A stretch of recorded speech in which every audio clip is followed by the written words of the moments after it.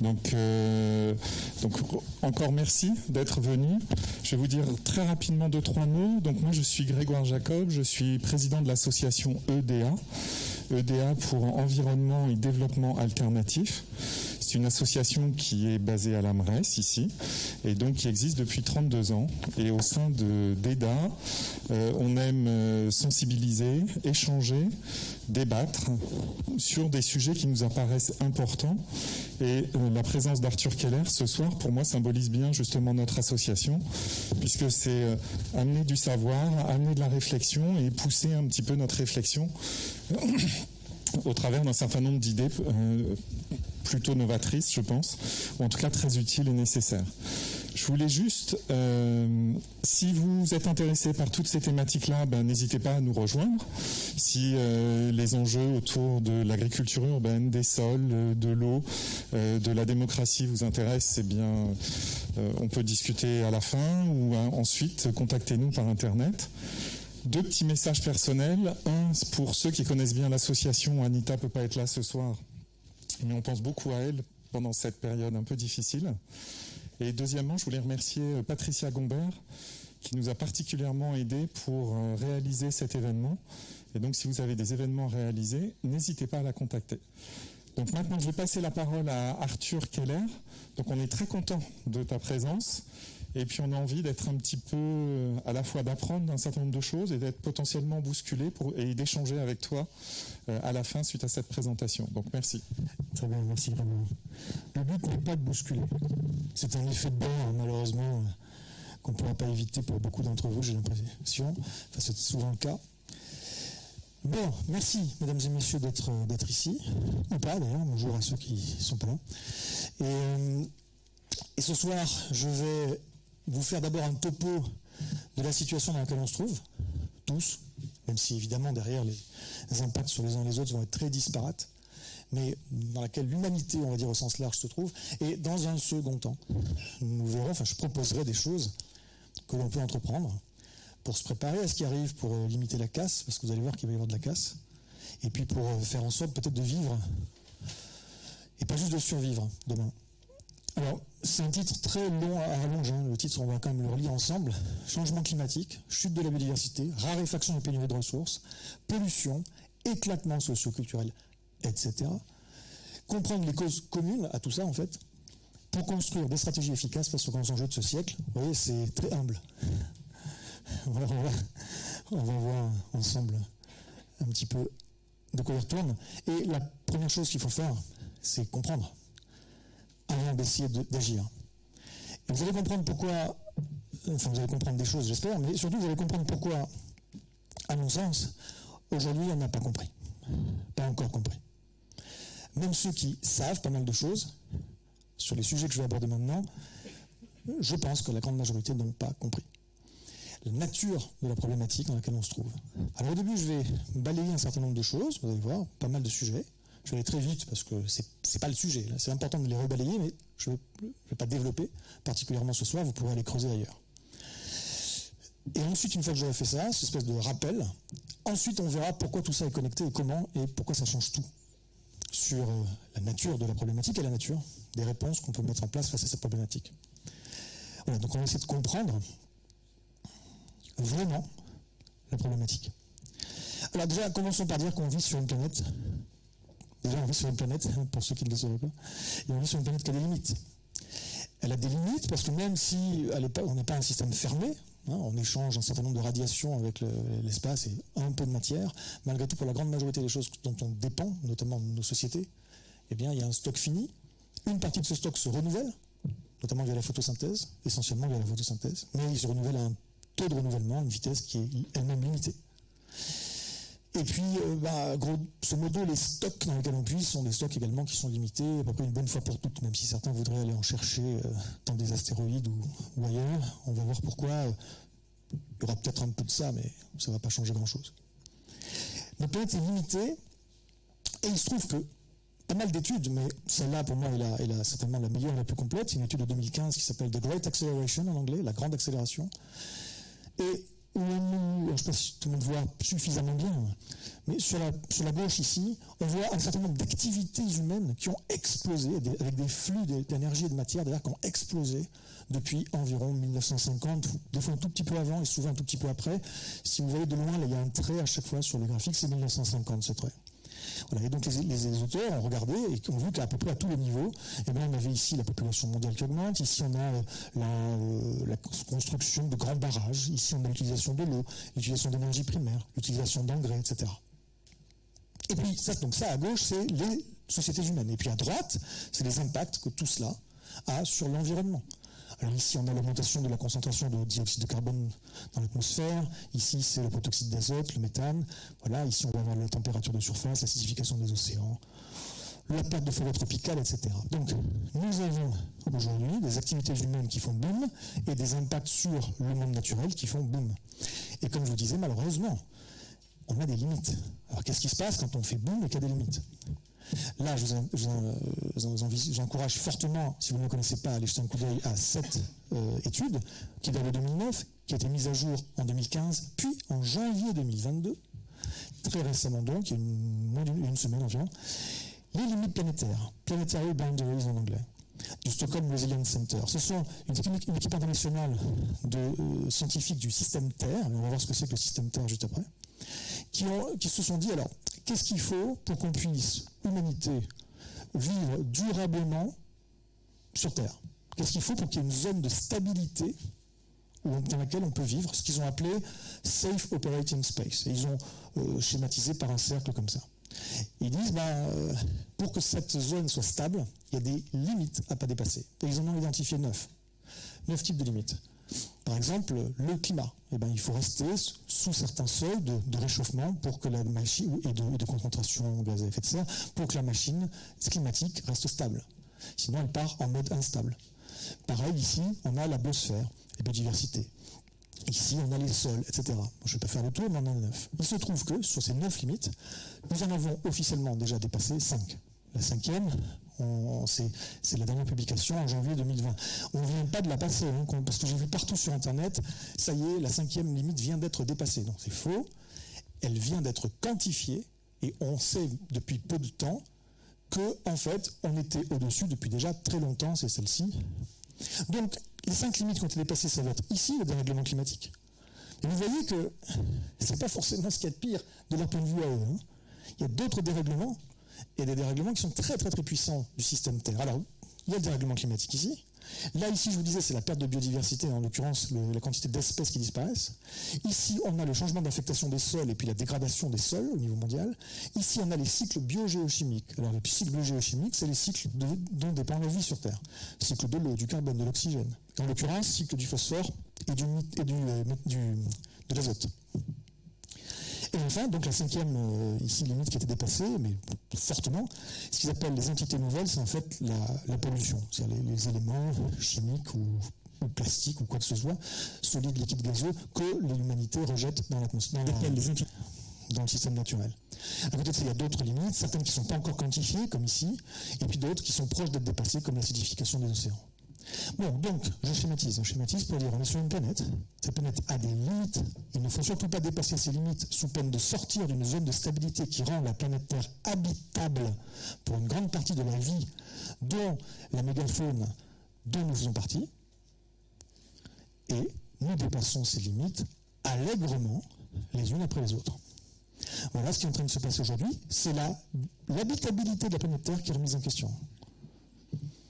Bon, déjà, ça commence fort, cette conférence. On parle de choses très sérieuses ici.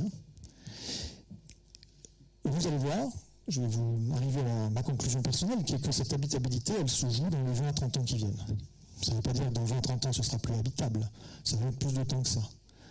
Dans les siècles qui viennent, peut-être les millénaires. Mais ça se joue là. Et on ne fait pas ce qu'il faut. Aujourd'hui, vous allez comprendre, j'espère pourquoi. Pas du tout. Alors moi j'ai une formation, je suis ingénieur en astronautique à la base. C'est des gens qui envoient des vaisseaux. Je pense que je sors de la lumière si je fais ça, donc je vais rester là. Des gens qui envoient des vaisseaux spatiaux au-delà de l'atmosphère terrestre. Et donc il y a une notion en astronautique qui s'appelle les systèmes de support de vie. Dès que un vaisseau spatial est habité. Alors quand un vaisseau spatial est habité, il faut pouvoir vivre à l'intérieur et il y a des systèmes de support de vie.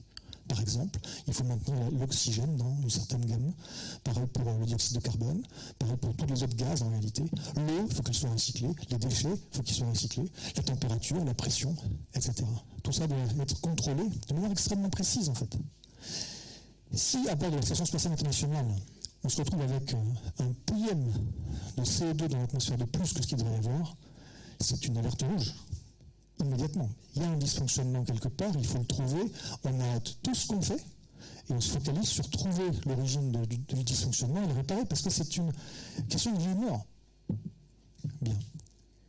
Nous sommes, vous, moi, tout le monde, des passagers d'un vaisseau spatial qui se balade qu'à la Terre et nous sommes en train de dégrader de façon parfois irréversible, du moins à notre échelle de temps, les systèmes de support de vie de la planète Terre.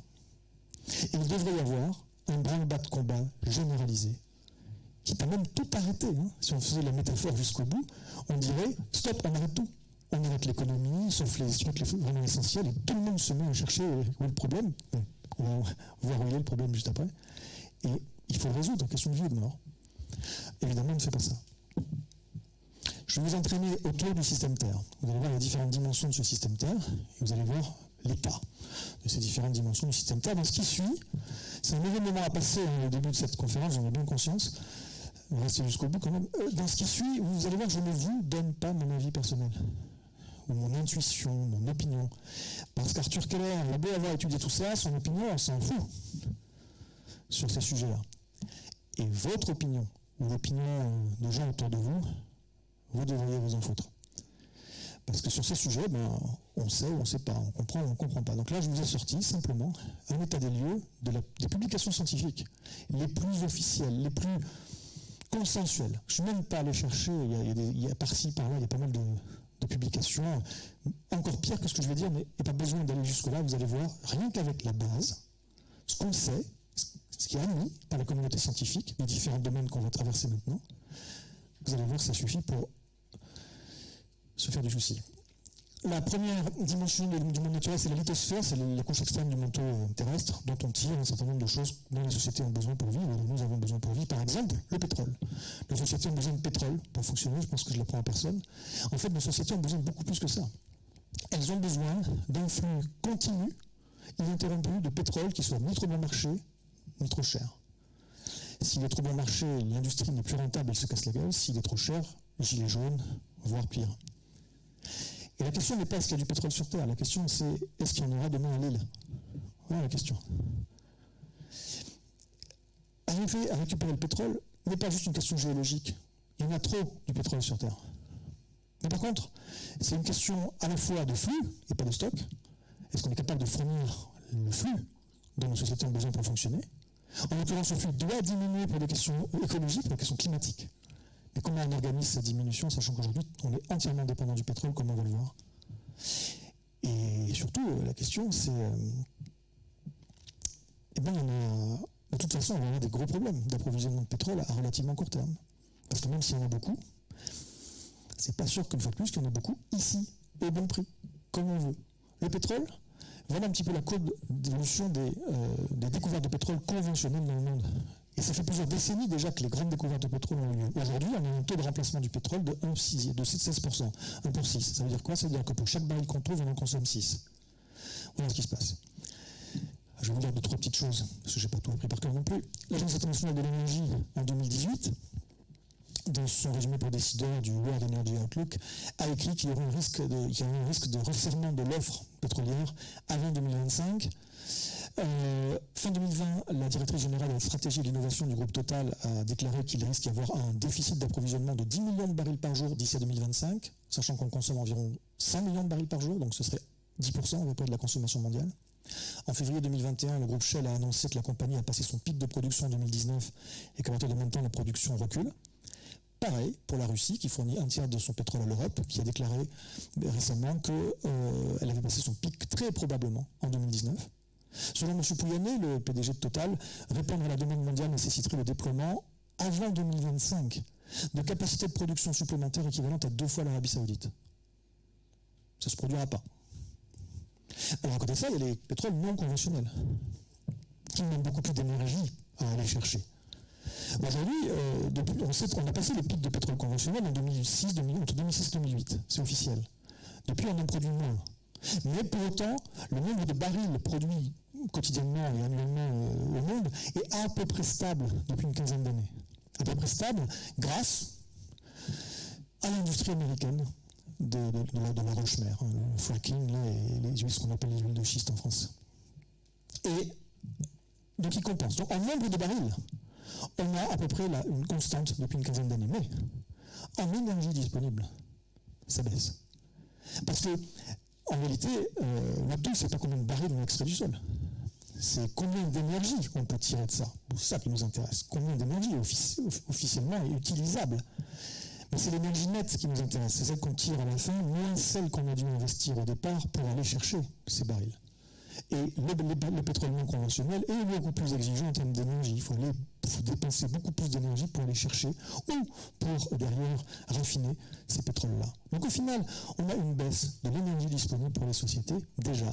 Et ça explique directement, comme on va voir plus tard, qu'on a aussi un problème économique, parce que moins d'énergie, c'est un ralentissement nécessaire de l'économie. Et bon, je ne vais pas juste affirmer ça, on y reviendra, vous verrez pourquoi. Bref. L'Agence internationale de l'énergie nous dit que pour compenser le manque de pétrole d'ici 2025, il va falloir multiplier par 3 la production de l'huile de schiste d'ici 2025 aux États-Unis. Les Américains de ce secteur rigolent gentiment en disant mais jamais de la vie, quoi. C'est absolument impossible. Donc j'attire votre attention sur le fait que la France ne produit que 1% du pétrole qu'elle consomme. Et je vous invite à réfléchir maintenant ou après, ou quand vous serez de retour chez vous, à regarder tout ce qui est autour de chez vous et à vous dire est-ce qu'il y a un seul truc chez moi qui n'a pas nécessité du pétrole. Un seul. D'une manière ou d'une autre. Soit pour être fait, soit pour être acheminé. Mais à côté de ça, on a des problèmes de minerais. Alors là, des minerais, si vous voulez, il y en a des dizaines et des dizaines. Et même il y a plein de choses, plein de variétés. Donc, on pourrait y passer une semaine rien que sur les minerais. Alors, on ne va pas faire ça. Je vais vous parler de un métal qui est très important. Et ce métal, c'est le cuivre. Donc, c'est la courbe orange, on ne voit pas très bien, mais enfin bref, c'est une courbe là et qui suit de manière assez proche, depuis le début du XXe siècle, une exponentielle à 3,5%. Donc, une accélération folle. Le cuivre est hyper important pour la transition énergétique qu'on vous vend comme une solution. Et je ne dis pas qu'il ne faut pas la faire, mais attention avant d'appeler ça une solution. La transition énergétique va demander beaucoup de cuivre. Parce que transition énergétique, c'est décarbonation de l'économie, c'est électrification de tout un tas de choses. Et qui dit électrification, aujourd'hui dit cuivre. On ne sait pas substituer le cuivre, c'est un conducteur thermique et électrique hors norme. Bon, alors, problème de cuivre ou pas problème de cuivre? Il y en a beaucoup, il n'y en a pas beaucoup. Il y en a encore pour quelques décennies. Pas pour des siècles, hein. Mais bon, c'est pas demain matin qu'on va en manquer, géologiquement parlant. Et pourquoi je vous parle du cuivre, c'est parce que vous allez voir comment ça peut être trompeur. En fait, il est là le cuivre. Mais le cuivre, il est au Chili surtout. Alors, il y en a partout, il y en a plein, mais le pays qui a les plus grosses réserves, c'est le Chili. Ça, pour ceux qui n'arrivent pas à lire depuis le fond, c'est juste autre pays. Voilà. Mais c'est le Chili qui a les plus grosses réserves mondiales. Également de lithium, hein, autre métal très très important pour cette transition énergétique. Bon, et bien voilà ce qui se passe au Chili. L'aridité perturbe la production de cuivre au Chili, les mines de Chili, première victime du manque d'eau. En réalité, le problème de cette industrie-là, c'est qu'elle est extrêmement aquavore. Et que déjà au Chili, on se pose des questions, il va falloir faire des choix entre produire du cuivre ou du lithium et manger. Alors je vous laisse imaginer jusqu'où on va faire le choix du cuivre. Je l'ignore. Hein. Alors la solution c'est quoi? C'est désaliniser un maximum d'eau de mer, ce qui est extrêmement énergivore. Comment cette énergie sera-t-elle fabriquée? Est-ce que sera-t-elle décarbonée ou non? C'est loin d'être gagné. Et ensuite il faut acheminer cette eau sur des milliers de kilomètres jusqu'au milieu de la cordillère des Andes.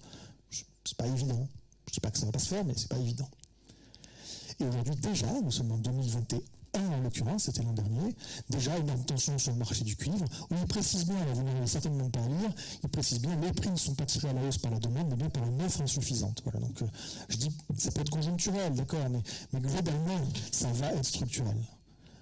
On ne va pas avoir tout ce qu'on veut, de tous les métaux, de tous les minéraux dont on a besoin pour faire la transition énergétique, qui est notre seul projet pour éviter un cataclysme climatique. il va y avoir des goulets d'étranglement. En fait, il y en a déjà. Pour ceux qui ont suivi un petit peu l'actualité, vous voyez qu'il y a déjà un certain nombre de pénuries qui s'installent à différents niveaux. J'attire votre attention sur le fait qu'en France, on n'a pas grand-chose pour ce qui est des minerais principaux. Donc du coup, nous sommes entièrement tributaires de notre capacité à les importer dans un marché qui va se tendre avec évidemment de fortes tensions et de forts calculs géopolitiques derrière. Est-ce que c'est un problème tout ça d'énergie ou de matière première? Ben, les deux, mon colonel. Parce que le problème, il est là, en fait. Les minerais sont de moins en moins concentrés, donc il faut de plus en plus d'énergie pour aller les chercher, mais l'énergie est de moins en moins accessible, donc il faut de plus en plus de matières premières pour aller les chercher, enfin pour la produire. Et c'est l'un plus l'autre, ou plutôt l'un fois l'autre, qui donne lieu à une accélération, une boucle de rétroaction positive, un effet auto-amplificateur. Et puis on peut parler du sable. Je ne sais pas si vous savez que cette transition énergétique et plein d'autres choses. Construire de nouvelles infrastructures, maintenir les infrastructures déjà existantes, ça demande énormément de sable. Pas n'importe quel sable, du sable marin essentiellement, parce que l'autre sable, le sable du Sahara, il n'accroche pas, c'est pas possible de faire du béton avec ça. Donc il nous faut beaucoup de sable.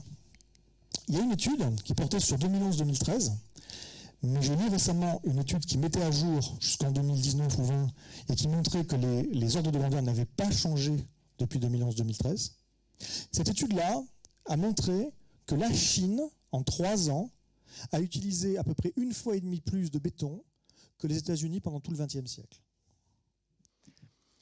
Il faut imaginer ce que ça veut dire.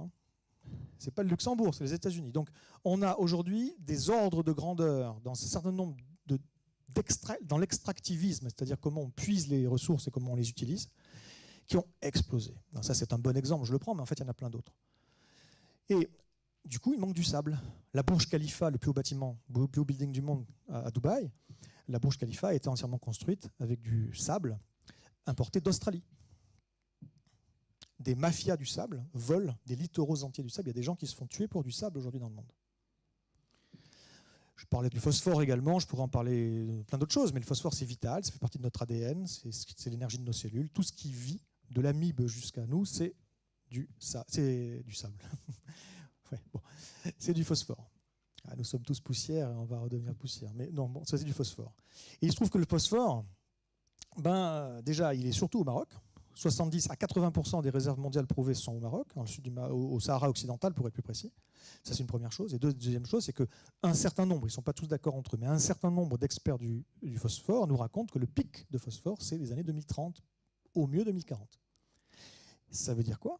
Ça veut dire que dans les 30 prochaines années, nous allons probablement avoir une restriction de la disponibilité de phosphore. Et aujourd'hui, on ne sait pas faire pousser une tomate, j'exagère un peu, mais en tout cas dans notre pays à nous, sur tout ce qui est conventionnel, on ne sait pas faire pousser une tomate sans phosphore, sans engrais phosphaté.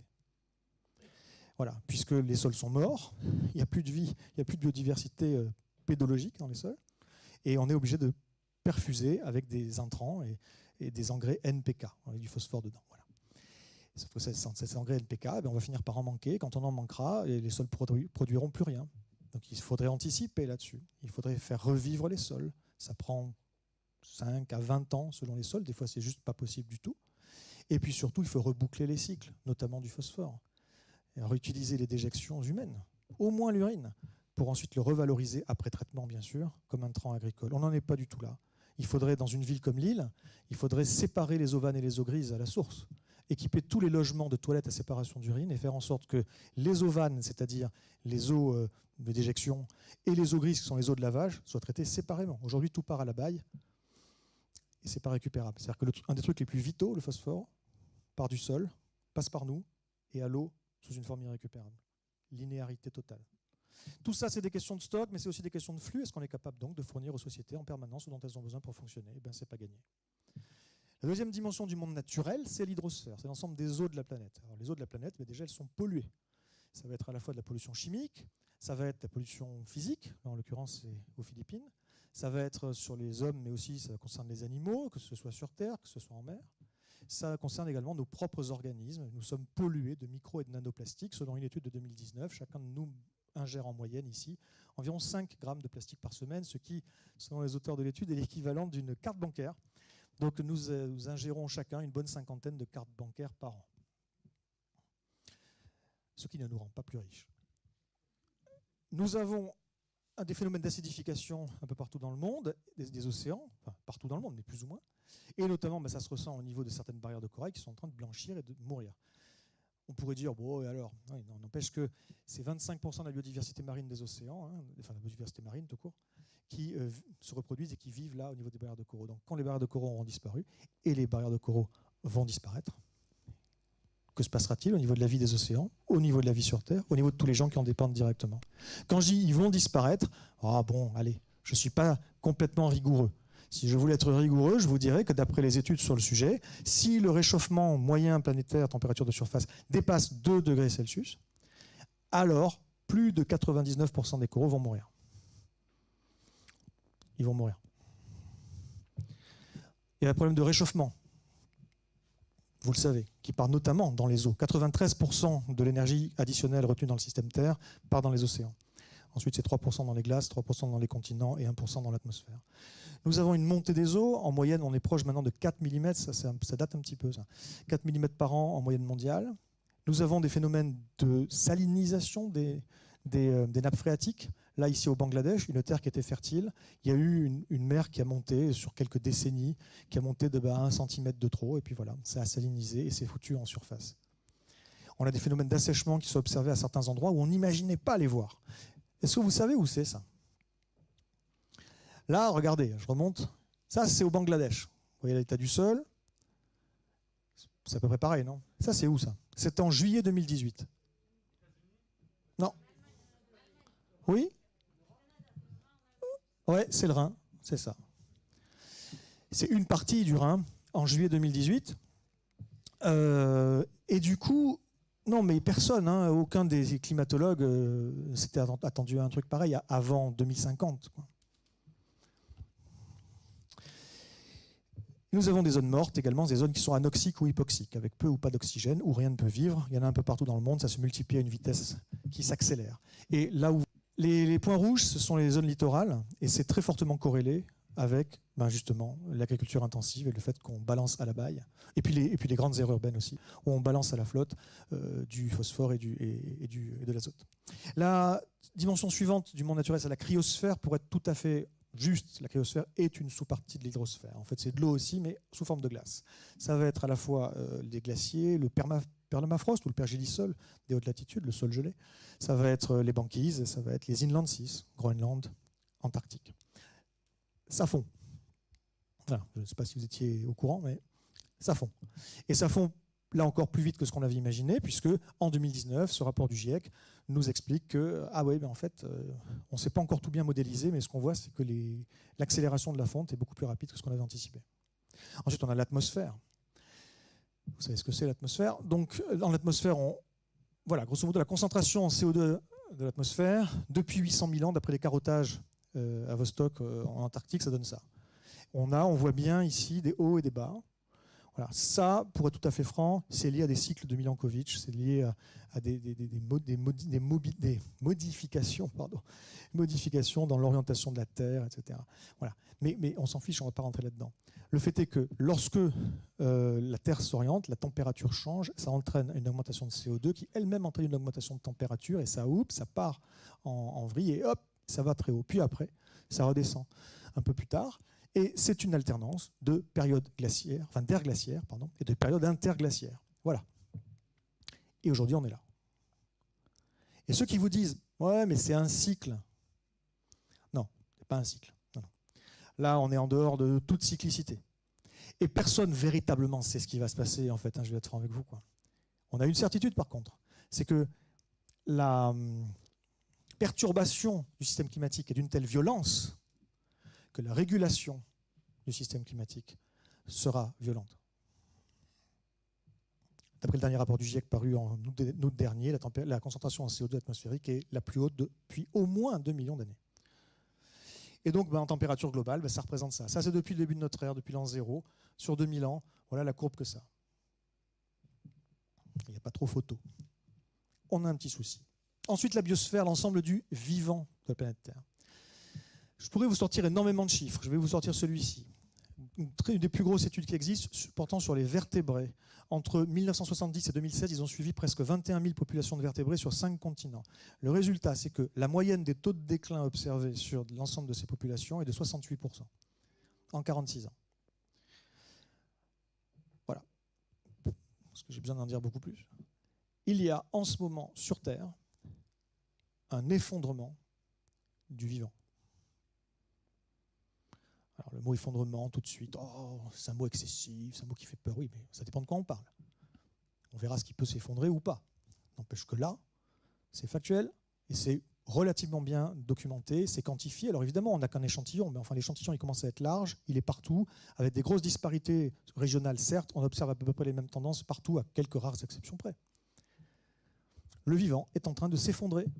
D'après des estimations, si on regarde les mammifères, uniquement les mammifères sur Terre, par contre, quand je dis sur Terre, c'est continent et également les mammifères aquatiques, ou par exemple les baleines, les dauphins. Bon, on a ici la masse totale des humains qui représente environ 34% de la masse des mammifères, 62% c'est nos animaux d'élevage, il reste 4% d'animaux sauvages. Voilà. La 5e dimension, c'est la pédosphère. La 6e, pardon. La pédosphère, c'est pas ce que vous pensez, la pédosphère, c'est les sols. Pédosphère. Les spécialistes des sols nous disent que 33% des sols sont très très dégradés au niveau mondial et 75% sont dégradés par les activités humaines. Donc ça va être l'urbanisation, différentes formes d'artificialisation des sols, l'industrie minière notamment, et puis surtout l'agriculture. Parce qu'on n'a pas été foutu d'avoir une agriculture qui travaille avec le vivant, il a fallu qu'on travaille contre. C'est con, hein ? Et jusqu'ici, une fois de plus, vous n'avez eu à aucun moment mon avis personnel. Ça, c'est l'état observé de la planète Terre. Et je suis le plus objectif possible, le plus neutre possible. À côté de ça, il y a la sphère humaine, l'anthroposphère. L'anthroposphère, c'est à la fois les bâtiments, les anciens, les nouveaux, c'est les objets, les produits qu'on fabrique, c'est les détritus qu'on produit, qu'on éjecte, et puis c'est nous. Alors certains mettent l'humanité dans la biosphère, d'autres dans l'anthroposphère, il n'y a pas de convention, moi je trouve que c'est plus clair de mettre ça. Parce que l'anthroposphère, humanité incluse, elle explose, c'est ce que je vous disais tout à l'heure. Elle prend énormément de place maintenant dans les activités humaines. Je ne parle pas nécessairement que de la démographie, je veux dire les activités humaines. Parce que c'est corrélé à la démographie, mais de manière subtile. Si vous voulez, on en parlera. Si vous avez des questions là-dessus, on pourra en parler après. Je ne vais pas développer là. Au final, ça donne ceci. Ça donne que l'empreinte écologique de l'humanité, c'est la courbe rouge ici, courbe inférieure au début puis supérieure, est supérieure à la biocapacité de la planète. Concrètement, ça veut dire quoi? Ça veut dire que ce qu'on inflige à la planète Terre est supérieur à ce qu'elle est capable d'encaisser. Voilà ce que ça veut dire. En fait, ça se décline de 3 manières différentes. D'abord, ce qu'on prélève. Or, on prélève plus que la capacité de régénération, de renouvellement de ce qui est renouvelable. Ensuite, ça c'est en amont. En aval, on va générer des pollutions. On les génère plus vite que la capacité d'absorption pour ce qui peut être absorbé. Entre les deux, on va transformer et détruire. On transforme plus vite que la capacité de réorganisation autour des systèmes humains, de la nature, notamment par exemple le climat. La flore et la faune ne pourront pas s'adapter facilement à un rythme de réchauffement si élevé. Et puis, on détruit, et on détruit plus vite que la capacité de réparation de la nature. À tous les niveaux, de l'amont à l'aval, l'empreinte écologique de l'humanité dépasse la capacité d'encaisser, l'endurance quelque part, de la planète Terre. Maintenant que j'ai dit tout ça, est-ce qu'on a compris quelque chose? C'est important de dire tout ça. Oui, quelqu'un? Eh bien justement, attendez la suite. Vous allez voir à quel point ça l'est. Parce que là, moi ce que je vous dis, c'est qu'à ce stade, on n'a rien compris. Rien compris. Et moi, j'essaie de lancer un peu une alerte. Parce qu'aujourd'hui, les gens qui sont les plus alertes sur ces sujets, les plus renseignés, qui proposent peut-être même des choses des fois, qui ont envie de se bouger, en général, ils s'arrêtent là. Au mieux, ils s'arrêtent là. Ils se sont intéressés au climat, à la biodiversité, aux ressources, ceci, ça. Ils ont un petit peu une vision d'ensemble de tout un tas de choses. Et ils disent, bon ben voilà, il n'y a plus qu'à faire ci, il n'y a plus qu'à faire ça. problème, solution. Ils pensent qu'ils savent comment on pourrait peut-être s'en sortir. Et moi, je ne pense pas. Moi, je pense que toutes les réponses que l'on a, qu'on nous présente comme des solutions, les stratégies qu'on nous présente comme des solutions, sont pour certaines très utiles, hein, voire même indispensables. Je ne suis pas en train de les mettre à la poubelle. Mais dérisoires. On ne risque pas de trouver les bonnes solutions si on ne s'attaque pas aux bons problèmes. Alors, faisons un zoom sur le dérèglement climatique, le changement climatique. Est-ce que c'est un mal, hein, dans le sens de maladie, qu'il faut traiter? Moi, je vous dis que c'est un symptôme d'une maladie qu'on ne traite pas. Faisons bien la différence. On va voir. C'est très, très important de faire la différence. Aujourd'hui, notre système est une machine qui transforme la nature en déchets. Voilà aujourd'hui la civilisation humaine. Si je dois la résumer en une phrase, c'est essentiellement ça. C'est un flux linéaire. Il y a quelques boucles de rétroaction dans le système. On peut reboucler, recycler quelques trucs. Mais globalement, la civilisation, elle est linéaire. Regardons bien la différence entre des symptômes et des maux. Imaginez que vous ayez un mal de crâne. Imaginez que vous ayez des problèmes de peau. Imaginez que vous ayez des problèmes de transit. Vous avez tout ça. Bon, si ce sont des problèmes différents, ils admettent chacun des solutions. Paracétamol, pommade, tisane, par exemple. Bien. Il faut bien comprendre que si on traite les différents problèmes comme des problèmes séparés, ils ont des solutions. En tout cas, on peut mettre en place des stratégies. Le climat, donc, revenons-y. Quand je vous dis que notre système transforme la nature en déchets, ces déchets, ils sont quoi? Ils sont de quelle nature? Ils sont solides, liquides ou gazeux? Et parmi les gaz, il y a les gaz à effet de serre. C'est une forme de pollution qui crée un dérèglement climatique. Le dérèglement climatique, c'est une des multiples conséquences de ce flux. C'est un symptôme, c'est une conséquence, ce n'est pas la cause primaire. Ici, là, dans notre cas de figure, problème, solution. Très bien. Mais si ce n'est pas des problèmes séparés, si tout ça ne sont que des symptômes du fait que vous avez un cancer généralisé, je suis désolé, je sais que ce n'est pas une super métaphore, mais elle est assez juste. Ben, allez-y. Prenez autant de paracétamol et mettez-vous autant de pommades que vous voudrez. Hein. Le cancer sera toujours là. Il faut bien comprendre ça. Et ça, c'est vraiment très, très important. Hein. La somme de toutes les solutions à tous les différents problèmes ne forme pas une solution au problème de base. Vous pouvez faire tout ça et encore plus si vous ne remontez pas à la cause primaire, en l'occurrence un cancer, et si vous ne faites pas ce qu'il faut pour traiter le cancer, vous pouvez faire ça, vous vivrez mieux. Ce n'est pas inutile de faire ça. Mais c'est vrai, il ne faut pas imaginer que ce sera une solution. Donc, le climat, décarboner pour soulager le symptôme climatique. Est-ce que c'est important? Ben oui, c'est important. C'est même vital. Parce que ce symptôme-là, à lui tout seul, peut nous tuer. J'allais dire, mais il va nous tuer si ça continue. Si on ne change pas radicalement la direction générale qu'ont prise nos sociétés. Bon, mais imaginons qu'on arrive à décarboner, ce qui est loin d'être gagné. Mais imaginons qu'on y arrive. Le cancer sera toujours là. On aura juste déplacé le problème. Mais on ne le résoudra pas. Il faut bien comprendre une chose. Quand vous avez ça, là, ces différents symptômes et ces différentes solutions, chacune est un aménagement qui vous permet de continuer à vivre à peu près normalement. Ce n'est pas le fait de boire de l'aspirine qui va changer votre vie, de mettre un peu de pommade qui va fondamentalement changer votre vie. Si vous prenez conscience du cancer, vous prenez conscience de la nécessité de quoi? Bon, dans certains cas, pas tous, mais je schématise. De la chimio. Et la chimio, ce n'est pas un petit aménagement. La chimio, ça devient votre vie. La chimio, c'est on arrête tout. Les gens qui vont au travail, ben, ils arrêtent de bosser pour la chimio. Ils arrêtent tout pour la chimio. Parce que c'est question de vie ou de mort. Et ça demande d'énormes efforts et des souffrances. Et ça, énormément. La chimio elle-même crée des problèmes qu'on n'avait pas avant. Mais c'est la seule façon de s'en sortir. Donc aujourd'hui, si je vous dis il faut faire ci, il faut faire ça parce que notre survie est en danger, et si vous me répondez mais la chimio c'est liberticide. La chimio, c'est pas agréable. Vous savez quoi? Non, non, franchement, hein, les Khmers de la chimio, moi. Non, non, il faut que la chimio, ce soit joyeux. Il faut que ça fasse envie. Là, d'accord, on pourra en reparler. Ben, très bien. Si c'est ça votre exigence, vous ne ferez donc jamais de chimio, parce que c'est pas ça, c'est pas joyeux une chimio, et donc vous mourrez du cancer. Vous voulez vous donner une chance? Il faut faire ce qu'il faut. Nous, aujourd'hui, dans la situation qu'est la nôtre, la survie est en danger, pas juste la survie de nos sociétés, hein, l'habitabilité de la planète Terre.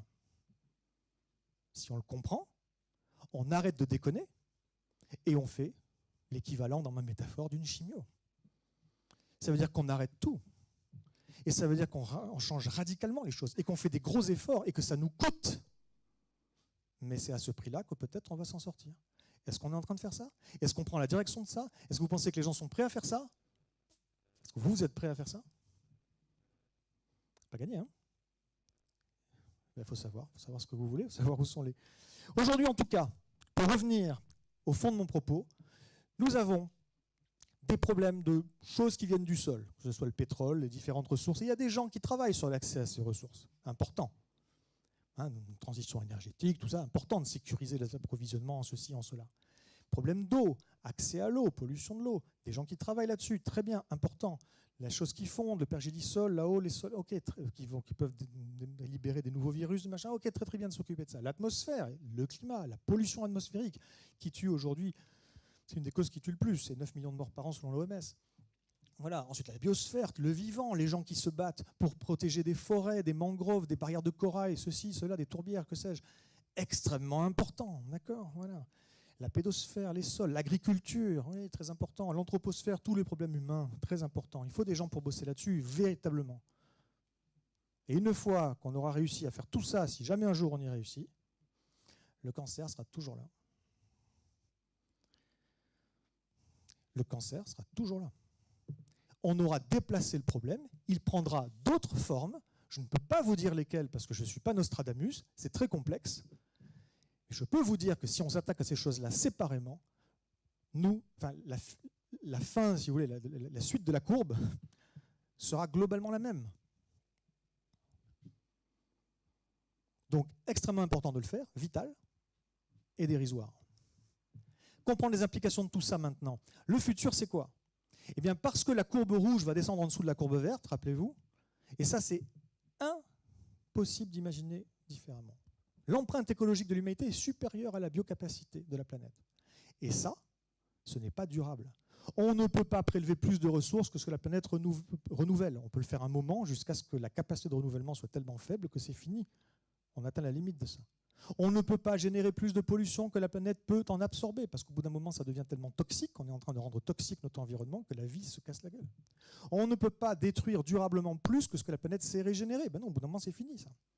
Le fait que cette courbe rouge soit au-dessus de cette courbe verte est nécessairement temporaire. La courbe rouge va repasser en dessous de la courbe verte. Quoi qu'on fasse. Quoi qu'on fasse. Ce n'est pas une question de génie, de technologie, même de choix politique. Quoi qu'on fasse. C'est de la thermodynamique, c'est de la physique. C'est de la dynamique des systèmes. Et donc, au final, nous allons vers une descente énergétique et matérielle. Nous allons avoir en moyenne globale, avec de grosses disparités au début, mais ça va finir par toucher tout le monde dans les prochaines décennies, moins d'énergie et moins de matières premières disponibles. Quoi qu'on fasse. La question c'est, est-ce qu'on comprend ça? Est-ce qu'on l'accepte? Est-ce qu'on l'organise? Ou est-ce qu'on va la subir, cette descente énergétique et matérielle? Mais c'est pas tout. Descente énergétique et matérielle, donc c'est moins d'énergie, moins de matière, pour résoudre des problèmes qui vont grossir, parce que ça se fait sur fond de changement de régime climatique. Le changement de régime climatique est tellement rapide qu'on va avoir des disruptions écologiques avec la flore et la faune qui pourront suivre à certains endroits, à beaucoup d'endroits. C'est déjà le cas. Hein. Ça va être également sur fond de raréfaction et de pénurie. Vous ne voyez pas très bien, hein, j'ai l'impression, mais je vous le dis, hein, raréfaction et pénurie. On en a déjà et ça va s'installer dans la durée, plus ou moins, ça va varier. Mais en tendance lourde, ça va s'installer. Et puis, sur fond de déstabilisation sociétale et de conflits, et même des guerres. Voilà. Ah, ça fait peur, là, Arthur Keller, il en met un coup, il veut nous faire peur, etc. Non, je ne veux pas vous faire peur. Jusque-là, je reste résolument dans mon rôle d'expert.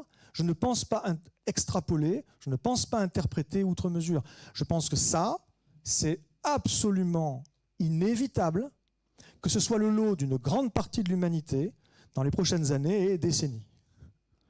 Voilà, je ne sais pas quand, comment, quand ce sera chez vous, ça va dépendre de tout un tas de facteurs et des décisions qu'on prend. On y viendra après, la décision qu'on prend, parce que quand même, ça joue beaucoup. C'est quelle descente? C'est ça qui est important. C'est pas est-ce qu'on descend ou est-ce qu'on descend pas, c'est quelle descente. Est-ce qu'on l'organise, est-ce qu'on la subit? Je vais passer très vite sur le fait qu'on est très vulnérable face à ça. Ça aussi, on ne veut pas le voir. Mais toutes nos activités dépendent de transport, qui dépendent de pétrole. Toutes. Hein. Même le train en France, c'est du pétrole. Même s'il n'en brûle pas pour rouler, il en faut pour le construire, pour entretenir les voies, etc. Le pétrole, il passe par des points, des goulets d'étranglement qui commencent à être des lieux hyper tendus. Donc on n'est pas sûr qu'il n'y ait pas un jour où d'un seul coup, on ait une grosse partie de notre approvisionnement qui s'arrête, même temporairement. Mais même temporairement, si c'était quelques semaines ou quelques mois, avec 20 ou 30% de pétrole en moins, ce serait un sacré chaos.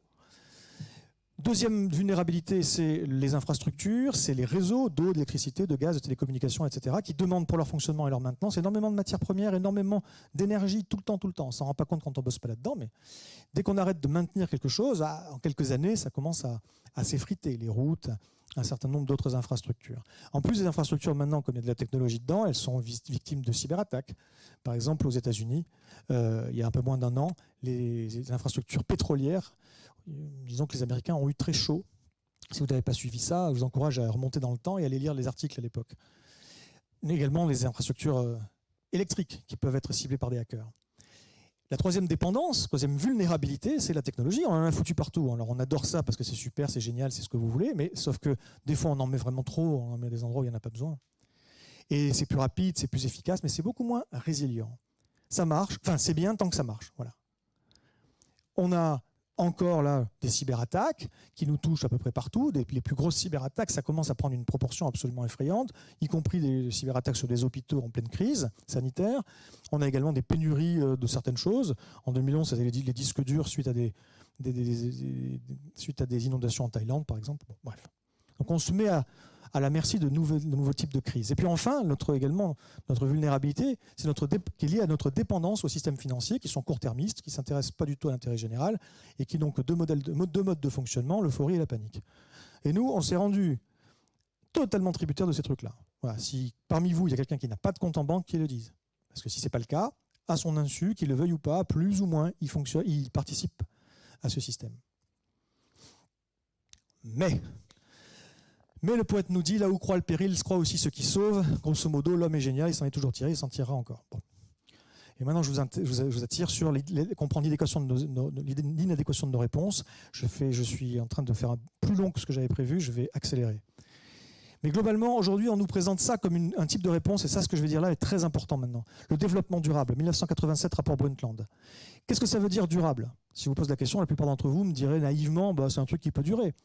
Oui, vous aurez raison, c'est une définition qui tient la route, mais ce n'est pas cette définition-là. Quand on parle de développement durable, c'est une notion en économie. Et l'économie dominante aujourd'hui, quand je dis dominante, c'est une façon de parler, quasiment le seul modèle économique qui existe aujourd'hui, c'est la théorie néoclassique en économie. Les modèles qu'on utilise, que ce soit à la Banque mondiale, au FMI, que ce soit à Bercy, que ce soit à Bruxelles, ce sont des modèles néoclassiques. Et le modèle néoclassique, il s'appuie sur les mêmes hypothèses que la théorie classique qui date d'il y a à peu près 2 siècles. Parmi donc, les hypothèses de la théorie néoclassique, il y en a une ou deux, vous allez voir, qui sont assez sympathiques. Et donc la durabilité, dans ce contexte-là, ça veut dire quoi? Ça veut dire ça veut dire répondre à nos besoins sans nuire à la capacité des générations futures à répondre à leurs besoins. En termes économiques, ça veut dire qu'il faut maintenir le capital. Il faut léguer aux générations futures au moins autant de capital qu'on en a aujourd'hui. Voilà ce que ça veut dire. Mais d'abord, ça. Une des hypothèses de la théorie néoclassique, on la doit à Jean-Baptiste Say, qui en 1828 a écrit « Les ressources naturelles sont inépuisables, car sans cela, nous ne les obtiendrions pas gratuitement. » Oui, c'est un français. Ne pouvant être ni multipliées ni épuisées, elles ne sont pas l'objet des sciences économiques. Et ça, c'est encore le cas aujourd'hui dans les modèles économiques et macroéconomiques qui sont utilisés partout. Les ressources naturelles ne sont pas prises en compte, sauf dans certains cas très spécifiques à la marge, mais surtout la limitation, le côté épuisable des ressources naturelles n'est pas intégré au modèle. Dans ces conditions-là, il n'y a pas de limite. La croissance, même physique, est possible ad vitam aeternam. Il n'y a pas de limite. Et puis il y a une autre, donc, écoutez bien, parce que celle-là, elle est pas mal, Il y a une autre hypothèse à théorie néoclassique qui est la substituabilité des capitaux. Les capitaux sont interchangeables entre eux. Au départ, de son temps à lui, il y avait essentiellement deux types de capitaux, le capital humain et le capital productif. Usine, machine de travail. On considérait que s'il n'y avait plus d'hommes, on les remplacerait par des machines, et que s'il n'y avait plus de machines, on les remplacerait par des hommes. C'était interchangeable. Déjà, c'est un peu con, mais bon, pourquoi pas. Sauf que maintenant, on applique ça, ces modèles-là, au monde réel. Et le monde réel, il a des ressources naturelles. Un capital naturel, comme les économistes l'appellent maintenant. Capital naturel. Et donc, substituabilité. Si on a coupé tous les arbres, c'est pas grave, on va les remplacer par quelque chose qui fait pareil, n'est-ce pas? Ça marche plus, c'est pas possible. Dans ce contexte-là, dans ce paradigme de pensée-là, la durabilité, c'est le maintien du stock de capital au fil du temps. Mais comme le capital est interchangeable, eh bien, imaginons, c'est hypothétique, qu'on coupe tous les arbres. Mais on ne les laisse pas juste pourrir, là, moisir, là, sans rien en faire. On en fait quelque chose. On construit des choses avec. On fait de l'énergie avec qui ensuite est utilisée pour d'autres activités. Eh bien, il y a transfert de capital. Il n'y a pas de destruction de capital. Il y a transfert. On a transformé ce capital naturel en d'autres formes de capital. C'est durable. Voilà ce que veut dire durable. Et ça, aujourd'hui, on n'appelle plus ça durable, on appelle, et vous pourrez rechercher, vous verrez, la durabilité faible, on appelle. Puis la durabilité forte, c'est la durabilité qui intègre la limite dans les ressources. On ne prélève pas plus vite que ça peut renouveler, on ne génère pas plus de pollution que ça peut l'absorber. C'est incomplet, mais c'est déjà pas mal, ça va dans le bon sens. Aujourd'hui, les gens qui travaillent sur des modèles économiques qui prennent en compte la durabilité forte sont considérés comme des économistes hétérodoxes. Il y a extrêmement peu de fonds qui sont alloués à la recherche dans ce domaine. Et massivement, les gens considèrent encore aujourd'hui qu'il n'y a pas de limite. Et puis la suite du développement durable, c'est la technologie. On va miser sur la technologie parce que c'est elle qui va résoudre les problèmes. C'est fondamental. Il faut croître. C'est avec les surplus de la croissance qu'on va investir dans la technologie. Comme si la technologie nécessairement était une solution. Pouvait solutionner tous les problèmes. La technologie, c'est un outil. La technologie peut être utile, mais ça dépend du système, ça dépend du projet de société au service duquel elle est mise. Est-ce que c'est ça le projet de société? Peut-être. Hein. Voilà, des villes futuristes. Il y a des gens qui mettent des milliards sur ce type de vue. Si vous n'avez pas encore entendu parler que Jakarta, une partie de Jakarta va déménager. Et si vous voyez le projet, il ressemble à ça le projet, sauf que c'est dans la jungle équatoriale, dans la jungle primaire. Bon, bref. Voilà, on nous présente comme une solution également le fait que bientôt on va avoir des véhicules autonomes électriques. Ça, les Américains sont à fond là-dedans. Il y a beaucoup de lobbyistes à Washington qui disent qu'en 2030, il y aura 20 millions de véhicules autonomes. Aux États-Unis seulement. Voilà. Sauf que, et puis c'est une solution. Et oui, parce que regardez, on va pouvoir faire des réunions en voiture, donc on est plus productif. Et puis on va pouvoir se reposer en voiture, etc. Donc on est plus productif. Et puis on va gagner du temps parce qu'il n'y aura plus d'embouteillage, ça va être optimisé en temps réel. Plus productif, plus productif, plus productif. Donc solution. Mais Intel nous dit qu'une voiture autonome par jour, avec les caméras haute définition, les lidars, etc., c'est 4 téraoctets de données. Alors moi, je suis con, je suis ingénieur, je fais des calculs. Et moi, j'ai regardé 20 millions de véhicules, donc c'est ce qu'ils nous promettent pour les États-Unis en 2030. Avec 4 téraoctets de données qui circulent en temps réel sur les réseaux par jour, ça fait quoi comme flux de données? Ça fait environ 10 fois la taille totale du web au niveau mondial en 2021. Juste pour ces 20 millions de véhicules. Ça n'arrivera pas. Non, ça n'arrivera pas. Donc voilà une limite. Ça n'arrivera pas même avec ça. Alors Olivier Roussat, qui est le patron de Bouygues Télécom, l'avait dit en 2020 devant une commission sénatoriale, il avait dit après la première année de déploiement, la consommation énergétique de tous les opérateurs affichera une augmentation importante. Même les opérateurs de téléphonie en France disaient oh là là, mollo sur la 5G. Eh non, impossible. On a beau dire on va faire tout ce qu'on peut pour limiter les émissions de gaz à effet de serre pour l'accord de Paris, etc. Si jamais vous osez aller contre la technologie, vous vous prenez ça dans les dents. Vous êtes un amiche. Et ce n'est pas un compliment. Parce qu'on a la technologie, c'est notre outil de choix, on l'aime, on est bon là-dedans, on veut qu'il soit utile. Alors, qu'est-ce qu'on fait? Eh bien, on transforme la perception qu'on a des problèmes pour que notre outil soit utile, plutôt que de changer d'outil. Ça, c'est le marteau de Maslow qui dit que quand votre seul outil est un marteau, tout problème ressemble à un clou. Voilà. C'est ce qu'on fait. Tout le temps. Voilà. Il y a ITER, par exemple, le grand projet ITER, on va faire de la fusion. Le grand projet ITER, ça donne ça. ITER, c'est une promesse de progrès. de confiance dans la science. Et c'est d'ores et déjà une prouesse scientifique et technologique. Imaginez que l'expérience soit concluante, qu'elle puisse trouver demain des applications industrielles. Nous aurons mis au point là une énergie non polluante, décarbonée, sûre et pratiquement sans déchets, qui permettra tout à la fois de répondre aux besoins de toutes les zones du globe, de relever le défi climatique et de préserver les ressources naturelles. Voilà, super. Alors, si ITER, on le développait maintenant, ça marchait maintenant, d'ailleurs, sachant que c'est maintenant impossible, c'est un démonstrateur, et dans le meilleur des cas, on aura peut-être une production, si ça marche, hein, ce qui demande des sauts technologiques qu'on ne sait pas faire aujourd'hui, si ça marche, on aura une production effectivement électrique grâce à cette technologie-là dans la deuxième moitié de ce siècle, 2070, dans le grand meilleur des cas. Bon, si ça marchait, imaginons que ça marche. Aujourd'hui, imaginons là, demain, ça marche. Et on est capable de produire et de déployer, etc. Alors est-ce que vraiment, dans ce meilleur des cas qui n'arrivera pas, est-ce qu'on résoudrait la crise climatique? Non, mais il faut dire que ça arrangerait les choses.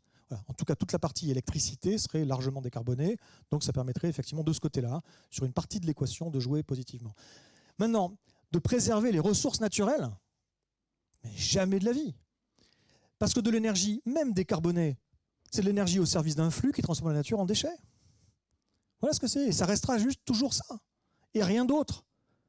Si on ne met pas la technologie au service d'un nouveau projet de société, d'une nouvelle manière de se comporter vis-à-vis du monde vivant, du système Terre, de ses ressources, etc., c'est foutu. On continue d'être dans un modèle extractiviste, on extrait, on utilise, on jette. Ah, on va faire de l'économie circulaire. Oui, d'accord, mais on reboucle quoi? 0,1% du truc. Donc, ce n'est pas possible. Les ordres de grandeur, ça ne boucle pas. Et malgré tout, eh ben on mise là-dessus, sur ce qu'on appelle le découplage. On nous dit, ben oui, d'accord, mais on va quand même pouvoir continuer à croître économiquement. Ne vous rassurez pas, parce que grâce à la technologie, eh ben les impacts sur l'environnement, eux, vont diminuer. Et regardez, il y a des pays qui ont réussi à découpler avec leurs gaz à effet de serre. Ils ont un taux de croissance économique positif, mais pourtant, moins d'émissions de gaz à effet de serre. Ouais, alors, il y a très très peu de cas. Et les cas, c'était des cas qui étaient localisés et temporaires. Exemple, le Royaume-Uni qui a réussi, lorsqu'il est sorti du charbon, à continuer à avoir un taux de croissance économique positif tout en décarbonant. Voilà. Sauf que maintenant, ils sont sortis du charbon et il faudrait qu'ils continuent année après année à continuer à découpler, c'est-à-dire toujours produire plus d'économies pour rester dans leur modèle, mais toujours utiliser moins d'énergie et derrière, enfin, moins d'énergie ou en tout cas émettre moins de gaz à effet de serre. Non, c'est fini, ils ne peuvent plus. Ça y est, ils sont sortis du charbon, ils l'ont fait, ils ont découplé pendant le moment où ils faisaient, maintenant c'est fini, il y a un recouplage. Aujourd'hui, pour que ça fonctionne, on a besoin d'un découplage absolu. Pour que ça fonctionne, cette idée-là de découplage, il faudrait qu'un découplage absolu, plus d'économie mais moins d'impact, au niveau mondial, et définitif, pas temporaire. On ne sait pas faire ça. Et là, on parle des gaz à effet de serre. C'est le meilleur cas. Parce que pour tout le reste, il n'y a pas de découplage, il n'y a qu'un surcouplage. Est-ce qu'il y a un découplage entre l'activité économique et les destructions environnementales? Non, c'est un surcouplage. Est-ce qu'on a un découplage avec la pollution? Non, surcouplage. Il faut savoir qu'il n'y a pas que le GIEC, il y a aussi le JR, le groupe international d'experts en ressources, qui est également une instance onusienne, qui nous explique que pour produire 1 point de PIB, on utilise aujourd'hui plus de matières premières que pour produire le même point de PIB au début des années 2000. Surcouplage, de plus en plus. Ça donne ça. Voilà le PIB, regardez comment il a monté, c'est formidable. Le PIB demande de l'énergie. Voilà, ça c'est la consommation énergétique, ça c'est le PIB. Et c'est très fortement corrélé les deux. Plus de PIB égale plus d'énergie, et ce sera toujours comme ça. Plus ou moins, c'est pas 1 pour 1, hein, mais on ne fera pas plus de PIB avec moins d'énergie. Ok, mais donc, plus d'énergie, mais moins de gaz à effet de serre, puisqu'on décarbone, n'est-ce pas? Mais non, on ne décarbone pas. Ou si on le fait, mais enfin tellement peu. Voilà, aujourd'hui, en 2021, environ 82% de la production énergétique mondiale est faite à base de fossiles encore. Et on a des centrales à charbon qui sont encore en train de se construire et qui ont une durée de vie de plusieurs décennies, 40, 50 ans. Voilà, dans le meilleur des cas, si on développe à mort les renouvelables, peut-être qu'en 2050, il n'y aura plus que 60%. Allez, je suis hyper optimiste, allez, plus que 50% de l'énergie mondiale qui sera décarbonée. Mais ça, c'est même presque impossible, quoi. Ce serait miraculeux. Il faudrait que pour ça, on puisse faire cette transition énergétique et qu'il n'y ait pas de problème d'approvisionnement dans les ressources, dans les métaux. Et même si on arrive à faire ça, ce n'est pas une décarbonation, ça, c'est une amélioration, mais ça ne suffira pas. Ça ne marchera pas. Il faut décroître. Je ne suis pas un décroissant, moi je suis un ingénieur. Hein. Il faut diminuer les flux d'énergie et de matière. Point. On l'organise ou on le subira. Aujourd'hui, les COP du climat se basent, enfin tout le cadre, c'est la CCNUCC, la Convention cadre des Nations Unies sur les changements climatiques, et vous pouvez lire article 3, alinéa 5, ceci, qu'il faut une croissance économique, qu'il faut un développement durable, faible, durabilité faible, qu'il ne faut pas gêner le commerce international. En fait, mais il y a plein de choses intéressantes qui sortent de ces cadres onusiens-là, mais malgré tout, le cadre lui-même n'est pas le bon. Ça ne marchera pas. Le cadre consiste à dire qu'il faut résoudre un problème sans gêner le système qui l'engendre. Voilà ce que ça veut dire.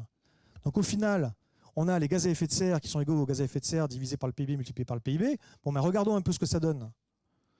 Là, ici, le terme au milieu, c'est l'efficacité carbone de l'économie. Ça s'est vachement amélioré. Effectivement, on a fait beaucoup d'efforts, ça se voit, ça paye, puisque ce ratio-là, qui est la quantité de carbone émis par point de PIB produit, eh ben, a été divisé par 2,3 depuis 1950. Et ouais, mais dans le même temps, le PIB il a fait ça. Il a été multiplié par 13. Donc dans le même temps, les gaz à effet de serre, ils ont fait ça. Et ça ne marche pas, et ça ne marchera pas. Tant qu'on continue de vouloir croître, ça va donner ça. Et donc au final, voilà, COP après COP après COP après COP, la concentration en CO2, elle continue d'augmenter. Ça ne marchera pas. Ce n'est pas le bon cadre. Et pourtant, on mise tout là-dessus, là encore. Le Green New Deal américain, c'est rien d'autre chose que ça. C'est le découplage. En Europe, on a le European Green Deal, c'est pareil, c'est le découplage. Ursula von der Leyen, là, d'après un rapport de la Fondation Schuman, il est écrit qu'elle entend prouver que le découplage entre la croissance économique et la pression exercée par l'économie sur l'environnement est possible. Bon courage. Ça ne va pas être possible. Et voilà, les objectifs de développement durable, ils sont super. Il faudrait être un psychopathe pour ne pas les aimer. Pas de pauvreté, pas de faim, pas de bonne santé pour tout le monde, etc. Et c'est très bien. J'espère qu'on va en atteindre un maximum. Mais regardez, le numéro 8, travail décent et, d'ailleurs ça n'a rien à voir, croissance économique. C'est dedans, ça ne changera pas. C'est partout. On ne peut pas en sortir, d'accord? Le cadre conceptuel, il est là et il est hors sol. Voilà. Donc, est-ce qu'on est dans la tente d'un grand sursaut? Oui. En tout cas, on est peut-être dans la merde, ouais. C'est plausible. À minima, c'est plausible. Et ça suffit pour se bouger le cul. On n'attend pas d'avoir prouvé qu'un bateau allait couler pour y mettre des chaloupes. Alors, qu'est-ce qu'on fait? Maintenant, on va parler, le timing est serré, mais on va parler de faire en sorte qu'il y ait des chaloupes sur ce bateau dont nous sommes les passagers. Des canots de sauvetage. Ça se joue à plusieurs niveaux. Souvent, je vois des gens qui disent « il faut faire ça, non, il faut faire ci, il faut faire… » Vous savez quoi? Il y a plein de choses effectivement qu'il ne faut pas faire. Il y a des choses qui ne marchent pas ou qui ne marchent plus. Souvent, j'utilise une métaphore du freinage. Si vous voulez, imaginez que vous avez une voiture qui fonce vers un gouffre ou un mur ou n'importe, imaginons un gouffre. Bon, vous avez un point qui dépend de tout un tas de paramètres. Votre véhicule, votre vitesse, le degré d'hygrométrie de l'air, le sol, etc. On s'en fout. Mais il y a un point théorique au-delà duquel vous ne pouvez plus éviter la chute parce que la distance de freinage est telle, vous l'avez dépassée. Voilà. Mais ce point-là n'est matérialisé par rien dans le monde réel. Vous ne savez pas exactement, vous n'avez pas un panneau qui vous dit à partir de ce point, donc vous ne savez pas. Sauf qu'il existe. Et au-delà de ce point, la stratégie qui consiste à dire on va s'en sauver, on va se sauver en freinant, ne marche plus. Donc en fonction de certains passages de seuil que rien ne nous dit qu'on les a passés parce que ce n'est pas marqué clairement, ça marche ou ça ne marche plus. Des choses qui auraient pu marcher ne marchent plus. Et aujourd'hui, ce que moi je vous raconte ici, finalement, c'est quoi? C'est que l'ensemble des stratégies qu'on nous propose comme des solutions sont des stratégies qui relèvent du freinage alors qu'on a dépassé le point. Voilà ce que je vous dis. Aujourd'hui, il faut sauter du véhicule, voilà ce qu'il faut faire. Ça ne veut pas dire qu'il ne faut pas freiner. Puis on aura freiné, mais on se fera mal en sautant. Mais ça ne suffira pas. Et tout miser sur le freinage, c'est se tromper. Aujourd'hui, on mise tout sur le freinage. On n'a pas compris qu'il fallait autre chose. Moi, contrairement à ce qui est écrit, je propose une stratégie d'ensemble qui est en 8 dimensions. Mais ça serait trop long de les développer là. Pour ceux qui veulent vraiment savoir, il faudra attendre que mon essai sorte d'ici quelques mois. Je vais focaliser sur les 4 plus importantes, à mon sens, de ces dimensions. Elles sont la réinvention culturelle, la remise en question active du système existant, la résilience territoriale et la reliance solidaire. Allons-y. D'abord, la réinvention culturelle. Ça, c'est la 8e sphère, la sphère des idées. Ça se passe dans la tête. Il faut faire exploser un certain nombre d'idées préconçues, de réflexes que l'on a. Et un de ces réflexes, c'est celui-ci. Oh, on va trouver des solutions. Mais des solutions à quoi? On n'est même pas foutu de mettre le doigt sur les vrais problèmes. Et le solutionnisme, en fait, c'est quoi fondamentalement le solutionnisme? Des fois, le techno-solutionnisme. C'est quoi? On a un système qui a un fonctionnement. Et puis, des fois, le système, il dysfonctionne. Le solutionnisme, c'est résoudre ces dysfonctionnements. Voilà. Pour faire durer le système. Le solutionnisme, fondamentalement, fait durer le système. Ne joue pas sur changer le système. Changer le système, ce serait changer la finalité du système, ce serait changer les valeurs du système, ce serait changer les règles d'organisation, les règles d'interaction au sein du système, ce serait changer la culture des gens. Ça, ce serait changer le système. Ce n'est pas l'innovation qui va permettre de faire ça. Hein. Très rarement. Peut-être certaines innovations peuvent commencer à toucher le truc, mais très rarement. Il y a un rétrécissement des possibles. Je pense qu'après m'avoir écouté, si vous ne l'aviez pas ressenti avant, peut-être que vous le ressentez maintenant. Il y a beaucoup de gens qui le ressentent plus ou moins aujourd'hui. Et donc ça entraîne une perte de repères. Cette perte de repères entraîne un besoin de construire du sens collectivement. Ce n'est pas de ma faute. Et de nouveaux récits se forment. Et les nouveaux récits, selon moi, mais ça c'est... Je peux me tromper, je veux bien qu'on en discute si des gens ont un autre point de vue. Mais selon moi, il y a deux grandes familles de récits. Il y a la famille de récits, il y en a plein, hein, qui consiste à s'accrocher au système actuel, quitte, pour les plus extrémistes, à esclavagiser une partie de la terre, à les rayer de la carte, à faire tout ce qu'il faut pour qu'une minorité de plus en plus privilégiée puisse continuer à jouir le plus longtemps possible de ce système. C'est ce que la France a fait pendant une grande partie de son histoire. Hein. On a pu se développer comme on l'a fait grâce au pillage de ressources qui venaient d'ailleurs et à l'esclavage. Et puis, notre famille de récits, c'est, bon, ça va barder, il faut se préparer, en mode nous contre eux. Voilà ce qui est en train de se préparer, nous contre eux. Peut-être dans cette salle, il y en a qui s'apprêtent à voter Zemmour, mais Zemmour, c'est bien nous contre eux. Ben moi, je pense qu'il est temps de faire comprendre une chose, c'est que nous contre eux, ça ne marche pas. Nous contre eux, ça marche éventuellement. Je ne dis pas que c'est bien, mais ça peut marcher d'un certain point de vue. Quand il y a beaucoup de ressources pour tout le monde. Mais quand les ressources deviennent contraintes, alors s'il y a bien une loi de l'écologie en l'occurrence, c'est que quand les ressources se raréfient, les seuls qui survivent, c'est ceux qui s'entraident. Et que ce soit par altruisme, hein, bienveillance, ou que ce soit par calcul, hein, la solidarité peut être tout à fait stratégique. Mais il faut construire ensemble, parce que sinon ça clash, tôt ou tard. Les gens ne s'écrasent pas indéfiniment. Les gens, au bout d'un moment, ils finissent par réagir. Ça clash. Et le clash, il fait très très très mal. Forcément, c'est disruptif. Le système s'effondre à ce moment-là. Donc les systèmes qui sont basés sur le nous contre eux, c'est des systèmes qui ne peuvent pas tenir dans la durée. Il faut se raconter de nouveaux récits maintenant. Il est temps de se bouger les fesses là-dessus. Des récits, ça fait quoi? Ça influence nos perceptions de l'avenir et des possibles, et même de ce qui est souhaitable et pas souhaitable. Alors c'est ça qui est possible, qui est souhaitable, qu'on veut mettre en avant, c'est ces modes de vision-là. Est-ce que c'est ça le transhumanisme? Ok, ça va être dur de vivre sur Terre, mais l'homme sera adapté. Moi je dis souvent les transhumanismes, ils vont avoir l'air bien malins quand ça va tomber en panne.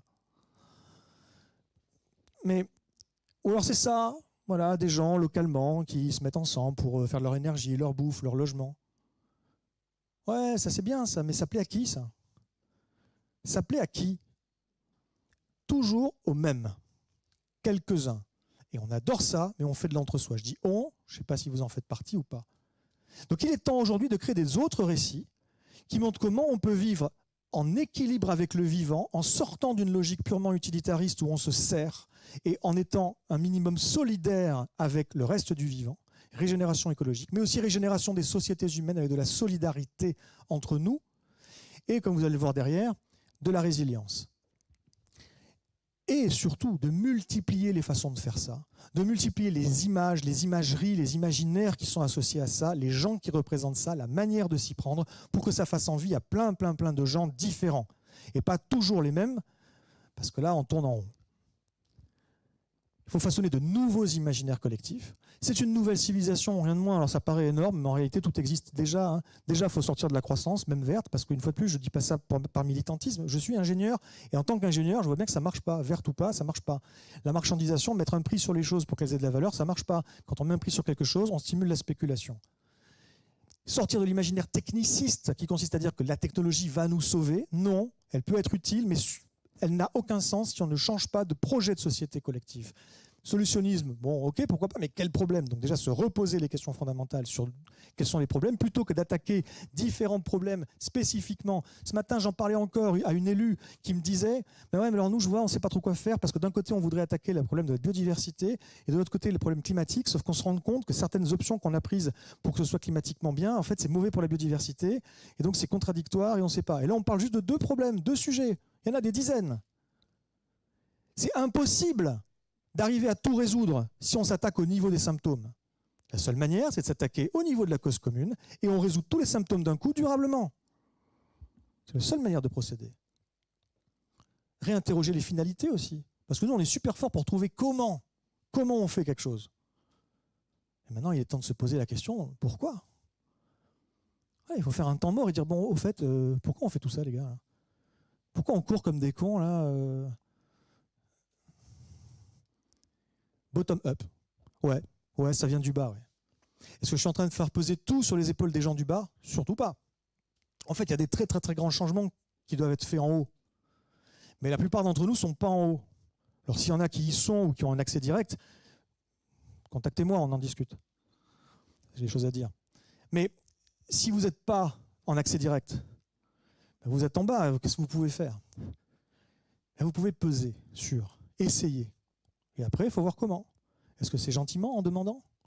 En exigeant? En vous révoltant? Jusqu'où êtes-vous prêt à aller? Le truc est que même les changements qui doivent venir du haut, il y a quand même des probabilités pour que ça ne vienne pas du haut. Et pour que nous ayons nous-mêmes, pas la culpabilité de là où on en est, surtout pas, mais pourtant la responsabilité de faire en sorte que à la fois, on se change nous-mêmes et nos modes de vie, mais aussi, on pèse sur là-haut. Donc souvent, quand on vous dit qu'est-ce que vous pouvez faire, on vous dit ce que vous pouvez faire en tant que particulier, souvent même en tant que consommateur. Vous pouvez consommer moins comme ci, plus comme ça. Mais est-ce qu'on vous dit souvent ce que vous pouvez faire en tant que citoyen? Votre engagement en tant que citoyen, ce n'est pas forcément au sens politique strict du terme. Il ne faut pas juste se contenter d'aller voter. Derrière, le citoyen, c'est un engagement collectif. C'est travailler à des mobilisations et des mouvements collectifs. Et c'est là que ça se joue. Donc, à la fois, nous, on se change nous-mêmes, et les changements les plus importants qui sont là-haut, je suis désolé, mais ça doit venir de nous aussi. Je préférerais vous dire, non, je préférerais vous... C'est pas pour vous culpabiliser une fois de plus, mais c'est pour vous responsabiliser. Nous sommes tous responsables de l'avenir. Voilà, tous, chacun de nous. C'est une œuvre collective, mais une responsabilité individuelle. Et puis surtout, c'est un nouveau récit avec de nouvelles valeurs, des nouvelles règles de savoir-vivre, de vivre ensemble, des nouveaux savoir-faire qu'on peut acquérir ou réacquérir. C'est pas rétrograder, c'est garder le meilleur de ce qu'on sait faire aujourd'hui, des connaissances qu'on a très poussées, par exemple pour la production alimentaire, les règles qu'on a, les connaissances qu'on a très poussées sur la vie des sols, qu'on peut trouver dans du maraîchage sur sol vivant, permaculture, agroécologie, agroforesterie. C'est pas du tout une rétrogradation, ça, dans un retour au passé. Mais pour autant, il faut arrêter certaines choses. La machinerie folle, le fait que notre système agricole dépend aujourd'hui d'intrants qu'on ne maîtrise pas, de pétrole partout, de la graine jusqu'à la fourchette, de semences qu'on ne sait pas produire, de machines qu'on ne sait pas réparer nous-mêmes, de logiciels qu'on ne sait pas réparer nous-mêmes, de subventions qui nous tombent du ciel et qu'on ne saurait pas produire nous-mêmes, de main-d'œuvre spécialisée qui vient à bas coût de l'étranger chaque année pour produire. En fait, si on n'a pas tous ces intrants-là, on est un foutu de produire notre propre bouffe. On veut continuer ça? Bon, il faut le changer. Le changer, c'est pas facile à dire, mais il faut le changer, voilà, point. Il faut y aller. Il faut aider les producteurs à basculer, il faut trouver des contrats avec eux pour qu'ils puissent se désenliser de ce système. Et puis, il faut aller au frontal avec les gens qui veulent pas que ça bouge. La guerre des imaginaires, je pèse mon mot, les imaginaires de l'avenir a commencé, et aujourd'hui, c'est à nous de produire des imaginaires inspirants, c'est très important ça, vecteurs d'espoir, lucides, des choses qui tiennent la route. Et ensuite, il y a la sphère du faire. Je terminerai sur la sphère du faire. Donc, la sphère du faire, c'est encore 3 dimensions, mais vous allez voir, ça va relativement vite. D'abord, la remise en question active du système existant. Voilà, basculer de l'artificialisation à la régénération. C'est facile à dire comme ça, mais concrètement, ça veut dire quoi? C'est-à-dire que dans chaque projet que vous entreprenez, il faut qu'il y ait une partie de régénération du monde vivant. Voilà. Si vous ne le faites pas, ça ne va pas suffire. La nature est en train d'appeler à l'aide, on ne l'entend pas. On continue à donner des coups de tatane à l'intérieur. Et même si je n'appelle absolument pas les gens à tous devenir véganes, je veux dire, il faut aussi se calmer un peu sur la bidoche. Voilà. Il va falloir. Il va falloir. Et puis, il va falloir dire stop. Vraiment stop. Là, je vous appelle à faire quelque chose qui est couillu. Hein. Je vous appelle à rentrer en résistance, en rébellion. Il y a un appel de 1000 scientifiques. C'est unique, ça. C'est inédit. La rébellion est nécessaire. Voilà. Il y a des moments dans l'histoire où l'enjeu est tel qu'il faut savoir réagir. Devenir autre chose que ce qu'on est habitué à être, ce qu'on est programmé pour être. Sortir de sa zone de confort. Qui va se mettre devant le bulldozer demain? Il y a des gens qui se mobilisent, des jeunes, des moins jeunes. Et je trouve ça très bien. D'accord? Je trouve ça vraiment très bien, mais ce n'est pas suffisant pour l'instant. Parce que regardez souvent quelle est la nature des revendications ou des slogans. Act now, ils disent aux décideurs d'agir. Les politiciens, ça parle, les leaders, ça agit. Act now. Si vous n'agissez pas en adulte, alors nous le ferons. Il dit ce jeune. Ben vas-y mec, fais-le. Give us a future. Donnez-nous un futur. Vous avez vu ça? C'est-à-dire, si eux, ils veulent pas, on n'a pas de futur, quoi. Non, c'est pas sérieux. Non, on va se le faire nous-mêmes, notre futur, d'accord? On va pas attendre qu'ils viennent de là-haut, même si je suis d'accord, hein. C'est facile à dire là encore, mais il faut réagir, il faut se lever. Et j'ai pas honte de mettre ça à l'écran. J'ai pas honte, parce que c'est osé. Moi, je ne parle pas au nom des résistants. Qui je suis pour m'appuyer sur ces gens-là. Néanmoins, si horribles aient été toutes les guerres du passé, et Dieu sait qu'elles ont été atroces, l'enjeu d'aujourd'hui dépasse l'enjeu de toutes les guerres du passé. L'enjeu d'aujourd'hui, c'est inimaginable.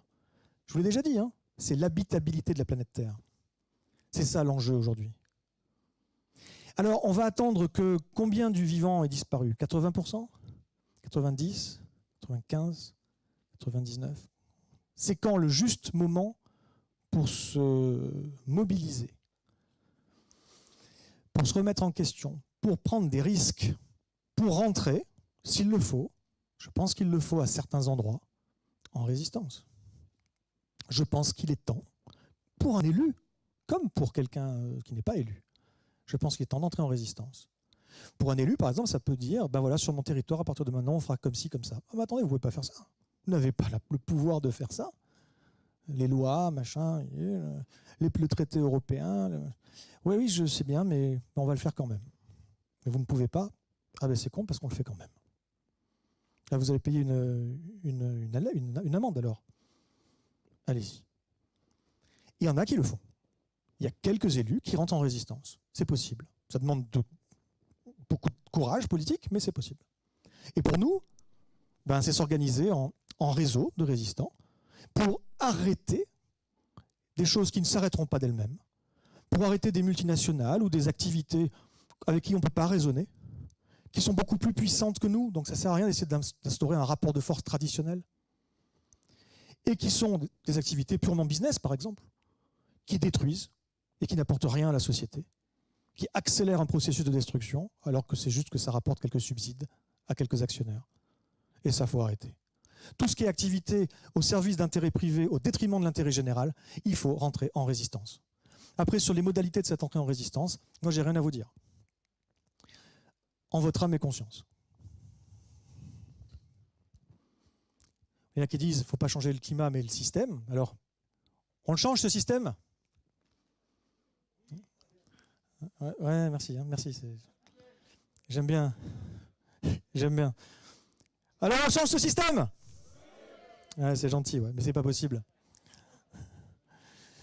C'est pas vraiment possible. On peut, et il faut le faire, rentrer en résistance pour changer tout ce qu'on peut de ce système, de l'extérieur, de l'intérieur, d'une manière très active, d'une manière plus souple. Tout un tas de façons de faire. Mais, ok, tout ce qu'on peut changer, tout ce qu'on peut limiter comme casse au sein du système, on le fait. Et pour autant, il ne faut pas imaginer qu'on va pouvoir changer le système véritablement.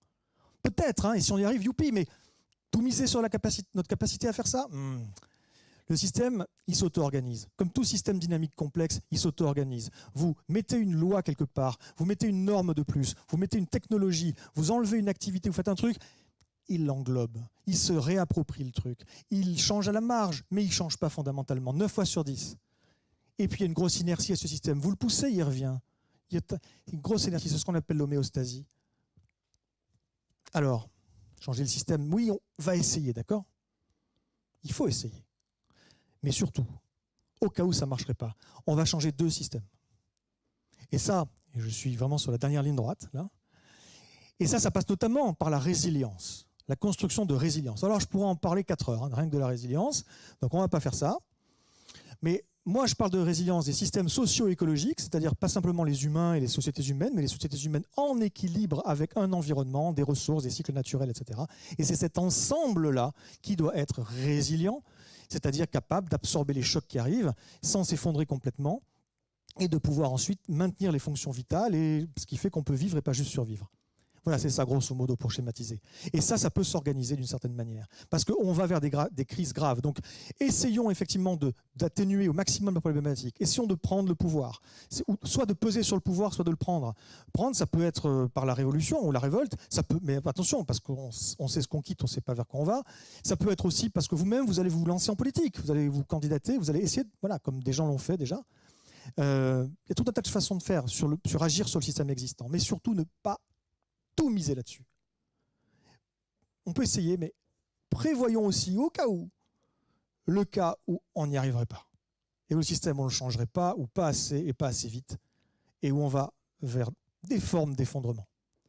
Et bien justement, pour qu'il n'y ait pas d'effondrement, il faut de la résilience. Pour qu'il y ait moins d'effondrement, pour qu'on puisse gérer la descente énergétique et matérielle et pas simplement la subir, il faut de la résilience. Les principes généraux de la résilience, il y en a plein, j'en ai pris que 6. La culture du risque. Je vous donne un exemple très concret.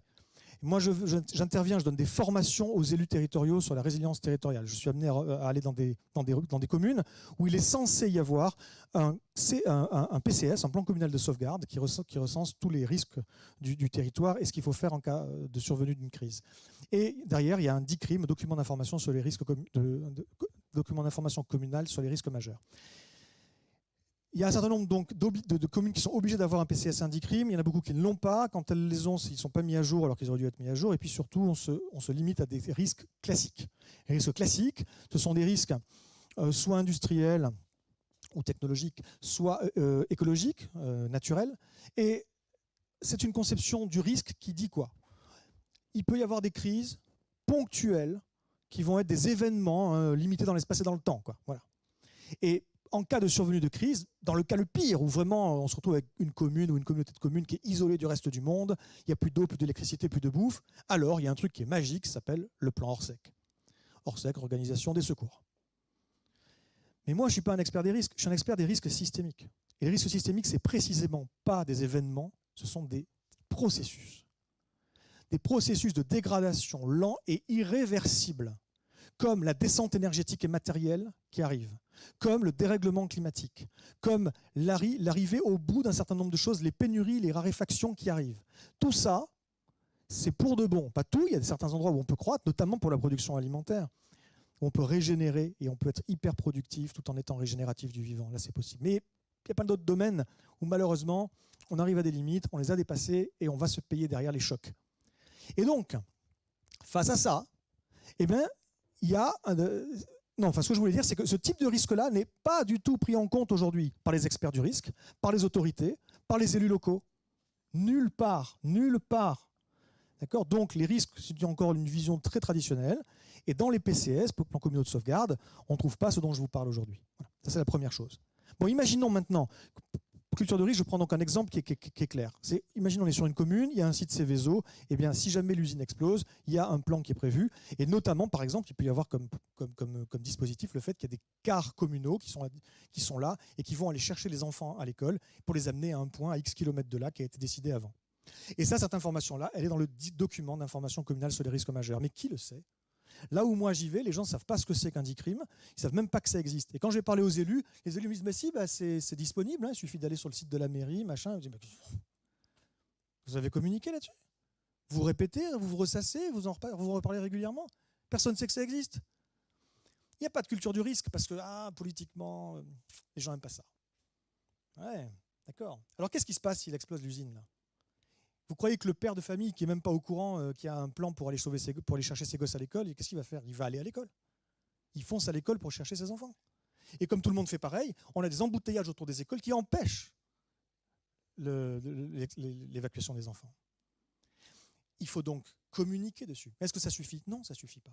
Parce que vous pensez que même si on sait qu'il y a ça qui est prévu, les gens vont croire, vont faire confiance, que le directeur de l'école il va faire ce qu'il faut, que les professeurs ils vont faire ce qu'il faut, que les élèves ils vont faire ce qu'il faut, que derrière il va y avoir les cars et que les bus vont avoir le plein de carburant et que tout le monde sera prêt et rapide? Jamais de la vie. La plupart des gens vont aussi foncer à l'école. Donc, il faut s'entraîner. Une fois par an, une fois tous les 2 ans, il faut faire des exercices. C'est uniquement en faisant des exercices et en s'améliorant que les gens vont voir que oui, finalement, je peux compter sur eux. Ça s'appelle une culture du risque. On n'en a pas en France. Il faut la développer radicalement et notamment vis-à-vis des nouveaux risques dont on ne parle jamais, ces risques systémiques dont moi je vous parle aujourd'hui. Puis des barrières. Les barrières, c'est chaque type de risque une barrière. Fukushima, des digues, voilà, par exemple. Surcapacité, notamment pour la bouffe, parce qu'on va vers des problèmes. On va vers des années où il y aura plusieurs jours de l'année où on sera à plus 50 degrés. Et plus 50 degrés Celsius, il y aura quelques morts humains, mais ça, c'est pas à la rigueur, c'est pas la fin du monde. Mais par contre, les arbres ne survivent pas. Par contre, la plupart des récoltes ne survivent pas. Et donc, nécessairement, derrière, ce sont des pénuries alimentaires, notamment. Donc, il faut passer des caps difficiles à minima. Et il faut pour cela faire des stocks. De tout temps, on a fait des stocks. Aujourd'hui, on n'en fait plus. On n'en fait plus parce que c'est facile. Ça vient à nous, la bouffe. C'est facile.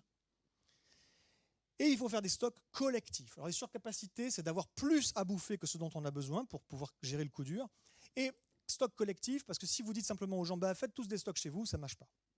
Je ne dis pas qu'il ne faut pas en faire, mais si c'est que ça ne marche pas. Ça ne marche pas parce que tout le monde ne le fera pas. Et si un jour, vraiment, le choc arrive, quand on va savoir que dans la cave de chez Josiane, il y a de la bouffe, ça va être plus un problème qu'une solution. Donc, des stocks collectifs gérés au niveau communal, éventuellement par des coopératives de citoyens, ça peut être donc public, privé, ou par les gens, etc. Tout ça, toutes les choses que vous entreprenez au niveau territorial, de se faire en diversité, c'est-à-dire des projets différents, des projets variés, des gens variés, et en réseau de complémentarité, d'interdépendance au sein d'un territoire, entre les territoires. Il faut redonder, je ne vais pas développer la vicariance, c'est un peu compliqué, mais il faut redonder tout ce qui est essentiel, d'accord? Donc plusieurs sources d'approvisionnement pour des choses essentielles, un système d'électricité, s'il tombe à l'eau, il en faut un second. Régénérativité, c'est-à-dire qu'il faut, mais ça j'ai déjà dit, je ne vais pas développer davantage, générer à la fois les communautés humaines et régénérer l'écologie, les écosystèmes. Puis la sobriété, oui, parce qu'il faut donc organiser cette descente énergétique et matérielle, mais une sobriété systémique, collective. Si vous la séparez, si vous dites à chacun soyez sobre, vous croyez qu'ils vont le faire, les gens? Certains vont le faire, mais ça ne sera pas suffisant. Non, il faut que ça s'organise collectivement. Et ça ne peut se faire que si on repose les questions fondamentales. Quelle finalité? On veut faire quoi? Les communs, garantir l'essentiel à tous, gérer collectivement et sortir des logiques de marché, protéger des logiques de spéculation, les choses qui sont vitales. Le foncier nourricier, à commencer par le foncier nourricier. Et garantir l'accès à tous à certaines choses de base. Voilà, moi, je suis partisan d'une mesure que je n'ai pas créée, qui s'appelle la dotation inconditionnelle d'autonomie, qui dit que chacun a le droit, qui qu'il soit, au premier kilowattheure d'électricité, au premier litre d'eau, au premier kilomètre parcouru en transport en commun, voire tous les transports en commun, au premier gigabit de données pour avoir accès à l'information, au premier ceci, au premier cela, gratuitement. Et donc la base, juste pour vivre, de la base, est assurée pour tous.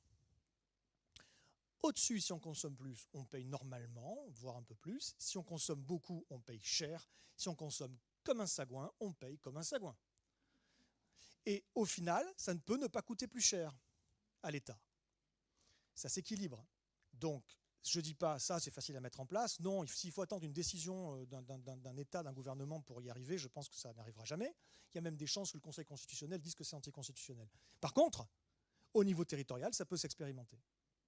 Expérimentez ça. Vous verrez que si les gens ont la base qui leur est assurée, la base de survie, la problématique et l'obsession du pouvoir d'achat et de l'emploi, je ne dis pas qu'elles disparaissent, mais elles ne sont plus forcément tout en haut de la liste.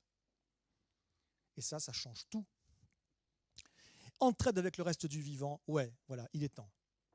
Je ne vous demande pas d'être tous véganes, tous animalistes, tout ça, je ne vous demande pas. Mais arrêtez de vous en prendre au vivant directement ou indirectement. Vous le faites tous plus ou moins. Nous le faisons tous plus ou moins. Et puis enfin, j'ai quasiment fini. Enfin, tout projet de changement véritable va rencontrer de l'opposition. Il n'y a pas de changement véritable si on ne change pas les rapports de force. Et ça signifie que les dominants du système actuel, donc les plus puissants, risquent fort d'être vos opposants. Est-ce que c'est un problème de rencontrer une opposition comme ça? Non, le problème, c'est de ne pas en rencontrer. Ne pas rencontrer d'opposition, ça veut dire que ce que vous faites, c'est pas forcément nul, hein, mais ça veut dire que ce n'est pas un vrai changement. Aujourd'hui, on fait surtout ça. On rajoute des projets qui peuvent être sympas, qui peuvent être utiles, mais sans changer le système. On rajoute juste à côté des trucs et sans changer le système, jamais. On a des grands projets d'investissement, mais il est où le grand projet de désinvestissement? C'est quoi les activités humaines qu'on arrête, qu'on remet en question? Donc aujourd'hui, malheureusement, lorsque vous voulez faire un vrai changement, vous allez avoir des oppositions. Il ne faut pas le prendre mal. Il faut s'y préparer, c'est normal. S'y préparer, ça veut dire être prêt à négocier, être prêt à proposer. Vous n'arrivez pas avec un projet tout ficelé. Vous en parlez avec les gens. Vous allez voir les gens, en commençant par vos ennemis supposés. Et vous voyez où sont les oppositions. Vous voyez pourquoi. Et vous voyez éventuellement si vous ne pouvez pas proposer des choses à ces gens-là. Des compensations, pas financières, hein, sur autre chose. Et pour savoir ce qui compte pour cette personne, il faut avoir parlé avec cette personne. L'idéal, c'est d'arriver à trouver quelque chose qui est très cher à ses yeux et qui ne vous coûte pas grand-chose à vous. Et là, on commence à négocier, et là, c'est bon. Et on peut faire passer des vrais changements. Si vous ne vous préparez pas comme ça, si vous arrivez la fleur au fusil avec « j'ai un projet, on va faire ça », c'est foutu. Sauf si c'est un projet qui ne change rien. Ah oui, là, ça peut marcher. Ouais. Et c'est pour ça que tous les projets que l'on voit qui sont poussés en avant et qui fonctionnent, pas tous, mais une grande partie des projets, s'ils fonctionnent, s'ils ne remettent pas en question le système, voilà, ce n'est pas vraiment des changements. Allez, je termine pour vous dire que la résilience, c'est bien, mais il faut aussi de la reliance. Parce qu'une dictature, c'est très résilient. Donc, la résilience, c'est très, très, très important, mais ce n'est surtout pas la finalité ultime. Si on veut en plus que ce soit digne et vivable, honorable pour un peu tout le monde, il faut faire les choses les uns avec les autres. En solidarité, comme je vous le disais, et notamment en solidarité avec les maillons les plus vulnérables de la chaîne, parce que c'est eux qui vont souffrir en premier, c'est là que ça va casser en premier, il y a de grandes chances en tout cas, et donc c'est eux qui doivent être les premiers impliqués dans le changement et l'incarner. Or, souvent, les choses dont moi je vous parle, eh bien, c'est des blancs d'un certain niveau d'éducation et d'un certain niveau de revenus qui s'y intéressent aujourd'hui. Évidemment, il y a des exceptions, mais moi je le vois bien hein, quand je donne des conférences. Est-ce que, parce que j'y vois pas bien, est-ce qu'il y a quelqu'un qui n'est pas blanc dans cette salle? Vous, monsieur? Je ne vous vois pas du tout, hein, mais je crois qu'il y a une personne qui avait la main. 2? Vous voyez? Et c'est toujours pareil. Alors il y a des hommes, il y a des femmes, il y a des vieux, il y a des jeunes, etc. Il y a des riches et des moins riches. Hein. Il n'y a pas vraiment de très riches, il n'y a pas vraiment de très pauvres, mais c'est un peu varié. Alors par contre, il n'y a que des blancs. Quasiment que des blancs. C'est un problème. C'est un problème. Je n'ai pas fait la dichotomie bête, hein, parce qu'on pourrait croire que je dis les blancs sont riches et les pas blancs sont pauvres. Attention, ce n'est pas ça que je suis en train de dire. Mais ce que je veux dire, c'est qu'il faut arriver à travailler avec des gens avec qui on ne travaille pas aujourd'hui. Communiquer auprès de gens avec qui on ne communique pas. Est-ce que c'est à moi de le faire? Est-ce que c'est à vous de le faire? Je ne crois pas. Je ne crois pas. Je crois que moi, je touche une certaine population, mais je ne suis pas fondé, je n'ai pas les référentiels culturels pour arriver à toucher des gens qui n'ont pas les mêmes référentiels culturels que moi. Et donc pour cela, il faut aller vers les autres. Il faut aller vers eux et trouver des gens qui vont être des relais, des ambassadeurs, qui vont de nouveau porter le message dans leur communauté, dans leurs choses. Très important. Sinon, on va encore faire de l'entre-soi. On n'en sortira jamais. Hein. Et si on ne fait pas ça, si on ne prend pas ça en compte, si on n'arrive pas à travailler ensemble avec des gens de coloration différente, là je parle de peau, je ne parle pas de peau, coloration idéologique, coloration... Si on n'accepte pas de bosser avec des gens qu'on n'aime pas même, c'est foutu. Il va falloir travailler avec des cons. Il va falloir collaborer avec des cons.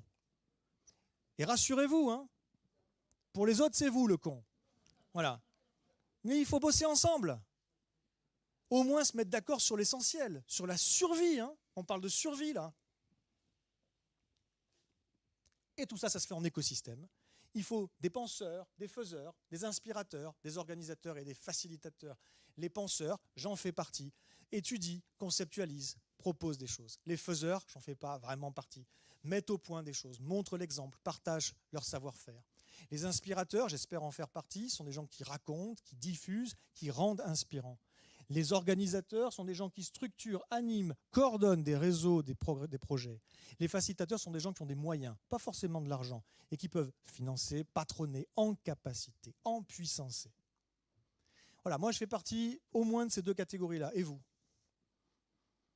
À vous de savoir sur quel type de projet vous voulez travailler. Entre les imaginaires, entre travailler sur le système existant pour le modifier, entre rentrer en résistance contre ce système, entre créer un nouveau système, la résilience, entre organiser la reliance. Vous voulez travailler à quel niveau? Et en tant que quoi? Et une fois que vous aurez choisi ça, il y a encore une autre dimension qui est à quel niveau de radicalité. Et il faut chacun accepter de travailler avec des gens moins et des gens plus radicaux. Au moins tolérer qu'ils existent. Et arrêter de se tirer dans les pattes parce qu'on n'a pas les mêmes modalités d'action. Les grands changements dans l'histoire, certains vont vous dire « Ah, c'est les radicaux qui les ont créés ». D'autres vont vous dire l'exact contraire, c'est les pas-radicaux qui les ont créés. Et chacun a plein d'exemples pour étayer ce qui... En fait, selon moi, les grands changements, c'est parce qu'il y avait les deux. Voilà, il y avait plein de gens qui travaillaient sur le sujet de différentes manières, avec différents niveaux de radicalité. Et de la même manière qu'une guerre ne se gagne pas juste avec de l'infanterie, mais avec toute une tactique, avec de l'infanterie, avec des archers, avec des gens qui sont au loin, avec des gens qui passent derrière les lignes, avec des gens qui derrière font de l'espionnage, avec des gens qui sont au niveau diplomatique, avec des machins, etc. C'est tout un tas de différentes choses qui se font en parallèle. Et bien là, c'est pareil. Si on pouvait au moins accepter ça, ce serait bien. Si on pouvait aller jusqu'à le coordonner, ce serait mieux, mais je rêve peut-être un peu. Ça commence en tout cas pour chacun d'entre vous, chacun d'entre nous, par des conversations. Ça ne coûte pas un copec. Vous allez voir des gens, vous créez des groupes de discussion, puis ensuite des groupes de travail. La question au cœur de ça, c'est quoi l'avenir? C'est quoi les peurs qu'on a sur l'avenir? C'est quoi les risques? C'est quoi les dangers? C'est quoi les contraintes? C'est quoi les limites? Et puis, c'est quoi nos richesses? C'est quoi nos atouts? Qu'est-ce qu'on peut faire vis-à-vis de ça et qu'est-ce qu'on peut construire? Vous allez voir que des projets vont émerger. Vous allez voir que ces projets, ils vont créer des espoirs lucides.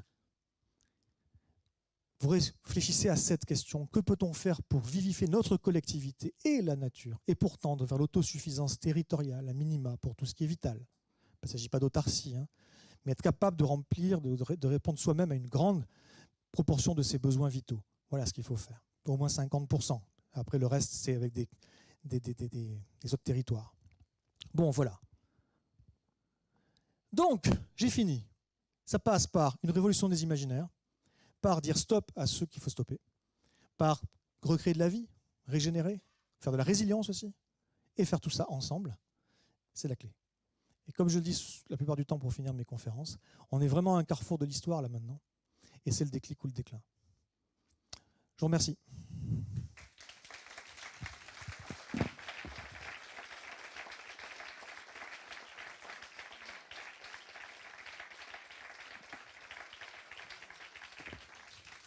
Merci.